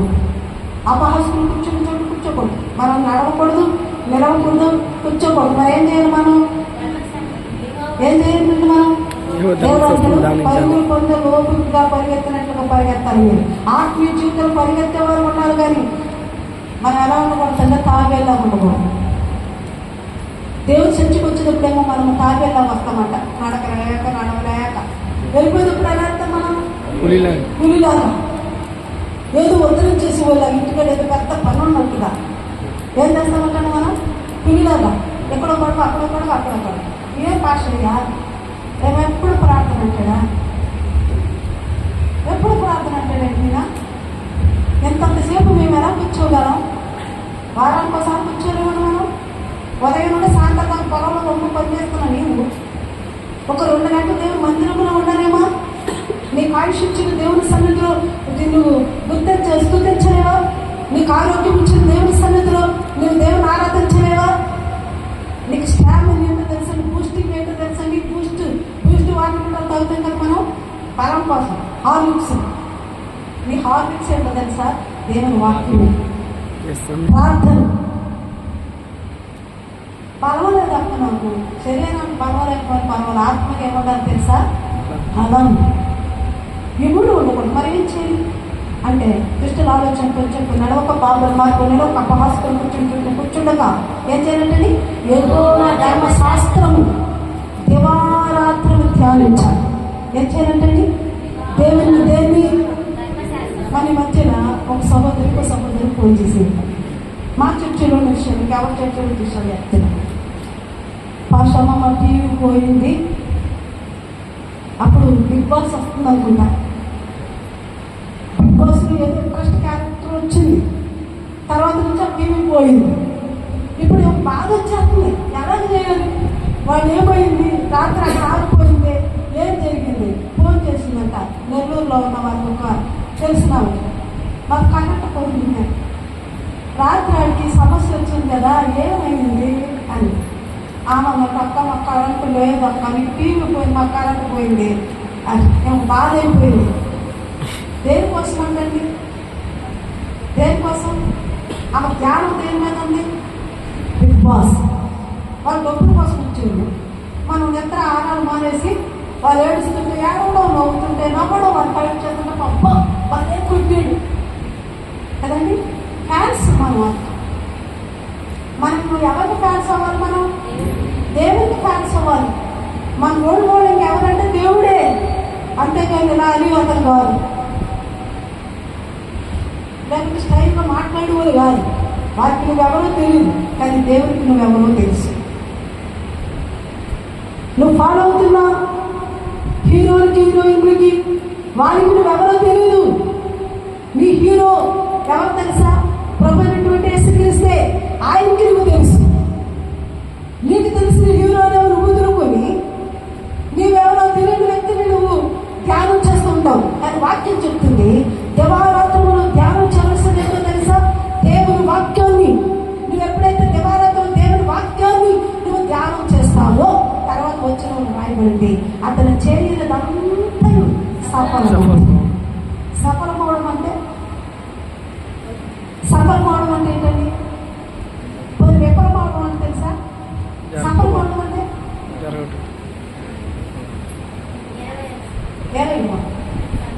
సఫలమవడం అంటే అన్ని సక్సెస్ అవ్వడం అని తెలుగులో ఏమంటాం దాన్ని? అన్నింటినీ మనం జయిస్తామని, అన్ని పొందుకుంటామని, అన్నింటినీ మనము అది అభివృద్ధి చెందుతాం, అన్ని విషయాల్లో అభివృద్ధి చెందుతాం. అప్పుడప్పుడు అంటాం కదా, ఇది ఏంట్రా ఏం చేసినా నక్కతోక తొక్కేదే ఏంటి? మీరు ఎప్పుడైనా విన్నారు ఇలాంటి మాటలు? వాడు నక్కతోక తొక్కాడు అనుకుంటుంది, ఏం చేసినా కలిసి వచ్చేస్తుంది. ఒక నక్కతోక తొక్కితే అన్నీ కలిసి వస్తే మన ఊళ్ళో ఒక నక్కగా ఉంటుందండి, అన్ని తీసుకొచ్చి బంధించి రోజు పిండేసి దాని తోకని తెగ తొక్కదు, కలిసి వస్తుంది కదండి. నక్కతోకతో రాలా. దేవుని వాక్యం చెప్తుంది దుష్టుల ఆలోచన చెప్పి నడవక, పాపుల మార్గములు నిలవక, అపహాసులు కూర్చుండే చోటును కూర్చుండక, యెహోవా ధర్మశాస్త్రము దేవారాత్రము ధ్యానించుచు ఉన్న వాడి జీవితం ఎలా అవుతుందంటే ఏమి చేసినా సఫలమే. నువ్వు సఫలం అవడానికి కారణం ఏంటి? సఫలం అవడానికి నీకు ఎలా ఉండాలని ప్రభు వాక్యం చెబుతుంది అంటే, ప్రభు చేయవలసిన పని చేసాడు. ఆయన తన పొలములో నిన్ను నాటాడు, నిన్ను కత్తిరించాడు, నిన్ను అంటు కట్టాడు, నీలో ఉన్న వాటిని పెరిగి వేశాడు, నీకు నీరు కట్టి పరిపాలని నీరు కట్టాడు. నువ్వేం చేయాలి? దుష్టుల ఆలోచన చెప్పు నడవకుండా, పాపల మార్గం నిలవకుండా, అపహాసకులు కూర్చుని చెప్పు కూర్చునకుండా దేవుని వాక్యాన్ని దివారాత్రులు ధ్యానిస్తే నువ్వు నీరు కట్టిన తోట వలె, నీటి ఊటన నాటబడిన చెట్టు వలె, ఫలాలిచ్చే చెట్టు వలె ఉంటావు. నువ్వేం చేసినా అది సఫలం అవుతూనే ఉంటుంది. నువ్వే అడుగు పెట్టిన ప్రతి స్థలం నీకు కలిసి వస్తుంది. నువ్వే పని చేసినా అందులో సక్సెస్ నువ్వు చూస్తావు. ఏ పని చేసినా నువ్వే లాభాన్ని పొందుకుంటావు. నష్టం అన్నది నీకు రాదు. నువ్వు ఫలించడానికి సూత్రాలు ప్రభు చెప్తున్నాడు. ఈ మధ్యాహ్న సమయంలో ప్రభు అంటాడు, నా కుమార్తె నా కుమారుడా, నువ్వు నా కుమార్తె నా కుమారుడివి, నేను నిన్ను కన్నాను, నీకోసం రక్తం చెల్లించాను, నీకోసం నా విలువైన ప్రాణం పెట్టాను. నా తండ్రి వ్యవసాయకుడు, నిన్ను నాలో అంటగట్టబడ్డాడు. నువ్వు ఫలించాలని. నువ్వు ఫలించకపోతే కారణం ఎవరు? దేవుడు కాదండి. మనం అప్పుడప్పుడు దేవుడు ఏంటి అన్ని విషయంలో మనం చిన్న చూపు చూస్తున్నాడు. మన స్నేహితులు కానీ మనకి ఎక్కువ మార్కులు వచ్చినట్టు ఏమనిపిస్తారు చెప్పండి? ఎంత చదివేది నేనా అయినా సరే దేవుడు వారికి సాయం చేస్తున్నా నాకు చేయట్లేదు. నువ్వు చదివావు కానీ ఎగ్జామ్ ఎలా రాసేవన్నది గుర్తుపెట్టుకోవాలి. నువ్వు చదివిన దాన్ని గుర్తించుకోవడానికి ఇష్టపడాలి, చూడకుండా రాసుకోవాలి. ఎన్ని ప్రాసెస్లు ఉన్నాయండి? చూడకుండా రాసుకోవట్లా. నువ్వు చదివి నువ్వు ప్రజెంట్ చేసేటప్పుడు తప్పులు ఉన్నాయి, స్పెల్లింగ్ మిస్టేక్లు ఉన్నాయి, ఒత్తులు పొల్లులు పోతున్నాయి. అప్పుడు నువ్వేం చేయాలి? చదివిన దానిని చూడకుండా రాసుకోవాలి. అప్పుడు చూసుకోవాలి నీలో లోపం ఏంటో తెలుస్తుంది. మన జీవితంలో అదే నా ప్రియ సోదరి సోదరుడు, నువ్వు పరమేస్తున్నా ఫలితం రావట్లేదు, ప్రార్థన చేస్తున్నా ఉత్తరం రావట్లేదు. నీ పిల్లల జీవితంలో, నీ జీవితంలో, కుటుంబ జీవితంలో, సంఘ జీవితంలో నష్టమే కనిపిస్తుంది, లాభం కనిపించట్లేదంటే కారణం ఏంటంటే దుష్టుల ఆలోచన చెప్పు నువ్వు నడుస్తున్నావేమో, పాపుల మార్గం నిలుస్తున్నావేమో, అపహాస్కులు కూర్చుంటున్నావేమో, దివారాత్రులు దేవుని వాక్యాన్ని ధ్యానించడానికి బదులుగా లోక విషయాన్ని ధ్యానం చేస్తున్నావేమో. అందుకే నువ్వు ప్రతిఫలాన్ని చూడలేకపోతున్నావు. మధ్యాహ్న సమయంలో ప్రభు మనతో చెప్తున్న మాట ఏంటంటే, నువ్వు చేస్తున్న ప్రతి పని సఫలం అవ్వాలంటే నువ్వు దుష్టుల ఆలోచన చెప్పున నడవకూడదు, పాపుల మార్గమున నిలవకూడదు, అపహాస్కులు కూర్చున్న చోటున కూర్చుండకూడదు. ఏం చేయాలి మరి? దేవుని వాక్యాన్ని ధ్యానించాలి. భాష గారి వాక్యం చెప్పాను కదా, భలే ఉంది కదా. చూడు, దేవుడు నన్ను ఫలింప చేయాలంటే నేను ఎలా ఉండాలి? ఎప్పుడు ఉంటే దుష్టులతో నేను స్నేహితులతో జీవించకుండా వాక్యం చదివితే మంచిది కదా. అక్కడికి వెళ్ళి వాళ్ళు తిరిగి ప్రార్థన చేసుకుంటే మంచిది కదా. ఎప్పుడైతే ఎలాంటి గుణం కలిగి ఉంటావో దేవుని బహుగా దీవిస్తాను. ఒక ఎగ్జాంపుల్ చెప్పి ఉదాహరణ చెప్పి నేను వాక్యాన్ని వినిచేస్తున్నాను. ఒకసారి ఒక కుటుంబాన్ని పాస్టర్ గారు దర్శించారు. రోజు ప్రార్థనకు వస్తున్నారు, ప్రతి ఆదివారం ప్రార్థనకు వస్తున్నారు వాళ్ళు. కానీ కొన్ని ఆదివారాల నుంచి మానుకుంటూ వచ్చారు. ఒక విశ్వాసం ప్రార్థనకు రాకపోతే బాధ ఎవరికో చెప్పండి. పక్క విశ్వాసం ఉండదు, బాధ ఎవరికే? ఎవరికండి? సేవకుడికే. మరి వాళ్ళు రాలేదు కదా, ఎందుకు రాలేదు తెలుసుకోవాలి కదండి. ఇంటికి వెళ్ళి దర్శించారు. కొంతమంది పాస్టర్లు సేవకుడింటికి విశ్వాసం ఇంటికి వెళ్తే విశ్వాసం ఇష్టపడదు. మళ్ళీ వచ్చేసాడు బాబు, మమ్మల్ని శుభ్రం ఉండదుగా. నేను ఒక సేవకురాలు ఒకటి చెప్తున్నా అనుభవపూర్వకంగా. ఎగ్జాంపుల్ చెప్పట్లేదు, ఎగ్జాంపుల్ చెప్పమని వాటిని జ్ఞాపకం చేస్తున్నారు. ఆ పాస్టర్ ఇంటికి వెళ్ళాక వాళ్ళు వచ్చేసాడు బాబు, నేను తప్పించుకుంటారు అంటున్నాను కానీ వచ్చేసాడు అనుకున్నారు. పాస్టర్ గారు వాళ్ళకి వందనాలు చెప్పారు. వాళ్ళు కూర్చోమన్నారు బలవంతంగా కూర్చున్న తర్వాత పాస్టర్ గారిని ఏమో 2 ఆదివారాల నుంచి మీరు చర్చికి రావట్లేదు ఏంటి అని అడిగితే ఆయన చెప్పిన విషయం ఏంటంటే, అయ్యా నేను చర్చికి వస్తాను అనుకున్నాను, ఎన్ని రోజులు వచ్చాను కదా, నాకు అక్కడ వాళ్ళు బిహేవియర్ నచ్చరు, చర్చికి వచ్చే వాళ్ళు ప్రవర్తన నచ్చరా. ఆమెమో ఆడికెళ్ళి చూస్తుంది, వీళ్ళకెళ్ళి చూస్తుంది. రెండోది ఆమెమో ఆ వెనుక చూస్తుంది, ఆమెమో చర్చికి వచ్చి కూడా బూతులు పెడుతుంది, ఆమెమో చర్చికి వచ్చి కూడా ఆ పని చేస్తుంది, ఈ పని చేస్తుంది. అందుకని అలాంటి వాళ్ళు మంచికి రావాలంటే నాకు ఇస్తాను నేనే అని పాస్టర్ గారికి అర్థం. ఒకసారి మనం ఏమనుకుంటాం తెలుసా, నేనే మంచిదాన్ని, నేనే మంచి ఉంది, మీరు అందరూ పనిపోలే. అది ప్రతి ఒక్కరు అనుకునేది. నేను అనుకున్నాను కదా, మీరు అందరూ చదవలేదు, నేను చాలా అని మీరు అనుకుని పాపంటాయి మంచిదని కదా, నువ్వే మంచిదంట. ఇది మానవ నైజం. ఆదివారం అనిపించింది, చర్చ మానేశాం. పాస్టర్ గారు అన్నారు, ఈ ఒక్క ఆదివారం దగ్గర ఇప్పుడు కూడా వారి ప్రవర్తన నచ్చకపోతే నువ్వు చర్చ మారి, ఇంకెప్పుడు కూడా నేను పిలవను అని చెప్పి. సరే పాస్టర్ గారు ఇంకొక వారంలో ఇప్పుడు రోజు మారమని ఈ ఒక్క వారంలో మారిపోతానండి. సరే అద్దామనుకుని ఫ్యామిలీ అంతా వచ్చింది. ఇప్పుడు పాస్టర్ గారు ఏమన్నారంటే, అమ్మ చర్చిలోకి వెళ్ళే ముందు నీకు ఒక విషయం చెప్తాను. ఒక ఎగ్జాంపుల్ అవ్వాలి. అది గ్లాస్ నిండగా నీళ్ళిచ్చాడు. చర్చి చుట్టూ రౌండ్ గీశాడు. చర్చి చుట్టూ రౌండ్ గీసి ఒక స్థలము, చర్చి వాళ్ళందరూ బయట ఉన్నారు, అట్టున్నారు, ఇట్టున్నారు, మొత్తం చర్చి చుట్టూ అటు ఇటు గీత కట్టి ఇటు ఉన్నారు. ఇప్పుడు ఆ పాప గ్లాసు నిండగా నీళ్ళు ఇచ్చాడు.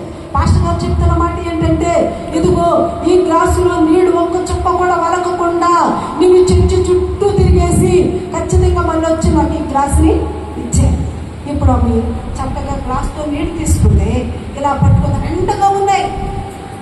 అడుగు తీసి అడుగు వేసుకుంటూ వెళ్తుంది, గీత మీద అడుగు తీసి అడుగు వేసుకుంటూ వెళ్తుంది. ఆమె గోలేంటి, ఇందులో ఒక్క చుక్క కూడా కింద పడకుండా పాస్టర్ గారు ఎలా ఇచ్చాడో మరలా అలాగే తీసుకొచ్చి అక్కడ పెట్టాలన్నది ఆమె యొక్క ఉద్దేశం. పాస్టర్ గారు చెప్పిన విషయం కూడా అదే. ఇప్పుడు చక్కగా గ్లాస్ పెట్టుకుని వచ్చేస్తుంది. దాంతో నెమ్మదిగా తీసుకొచ్చి పాస్టర్ గారికి ఇచ్చేసింది. ఒక్క చుక్క కూడా వెనుకపోలేదు. అయ్యగారు మీరు ఇచ్చినట్లుగా నేను ఒక్క చుక్క కూడా వెనుకపోకుండా తీసుకొచ్చాను. పాస్టర్ గారు అన్నారు, ఏమా ఒక్క చుక్క కూడా వరకకుండా అలా తీసుకొచ్చావు? ఎందుకంటే నా దృష్టి మొత్తం ఎక్కడ ఉంది, గ్లాస్ మీదే. మరి పక్కన నేను అంతా విమర్శిస్తున్నాను కదా, నువ్వు తీసుకెళ్ళడా ఓరపోసేస్తావు, ఎందుకు నేను అందరినీ నిరుత్సాహపరుస్తున్నాను కదా. వారి మాట నాకేమీ వినిపించలేదు. నా గోలేంటి, ఒక్క చుక్క కూడా కింద పడకూడదు, చుక్క కూడా కింద పడకూడదు. అందుకే నేను గ్లాస్ వైపే చూస్తున్నాను, విమర్శించే వారి వైపు చూడట్లేదు, దారి వైపు చూడట్లేదు, ఇది ఎంత దూరం ఉందని చూడట్లేదు. నా దృష్టి మొత్తం గ్లాస్ మీద నీళ్ళ మీదే ఉంది అని చెప్పింది. పాస్టర్ గారు అన్నారు, నీ గోల్ మొత్తం గ్లాస్ మీద ఉన్నట్లుగా దేవుని మందిరానికి వచ్చిన నీ గురి మొత్తం దేవుని వైపు ఉండాలి, మనుషుల వైపు కాదు. ఎవరి వైపు ఉండాలని మన గురి? ఎవరి కోసం వస్తున్నాం మనం? ఏంటితే పాస్టర్ గారు చూడడానికా, కొత్తగా వచ్చిన నాయకుడిని చూడడానికి? ఎవరు చూడాలి? నాలో నుండి దేవుడు నీతో ఏం మాట్లాడుతున్నాడు దాని వైపు చూడాలి, దాని వైపు నీ చెవులు ఉండాలి. సేవకుడు కాదు, సేవకుడులో నుండి దేవుడు ఏం చేయాలి అని ప్రోత్సహిస్తున్నాడు, దాని వైపు ఉండాలి. ఆమె ఎప్పుడైతే గ్లాస్ వైపు చూసిందో విజయాన్ని పొందింది. ఇప్పుడు అంటుంది, సారి క్షమించండి, వీటి నుంచి నేను దేవుని సంఘంలో పాల్గొనబోతున్నాను. నేను మనుషుల వైపు చూడను. ఎవరు చూడాలి ఇప్పుడు మనం? దేవుడు. ఇప్పుడు ప్రభు అంటాడు, నా తండ్రి వ్యవసాయం, నేను నిజమైన రక్షణ. నువ్వు ఫలించాలంటే పరికరాలు తీసివేసి బహుగా ఫలించడానికి ప్రయాసపడాలి. అందరూ మొక్కలతో ఉండి ఎంతటితో ఇలాంటి దేవుని వాక్యం మనందరి మధ్యలో దేవుడు దీవించి ఆశీర్వదించున్నాము.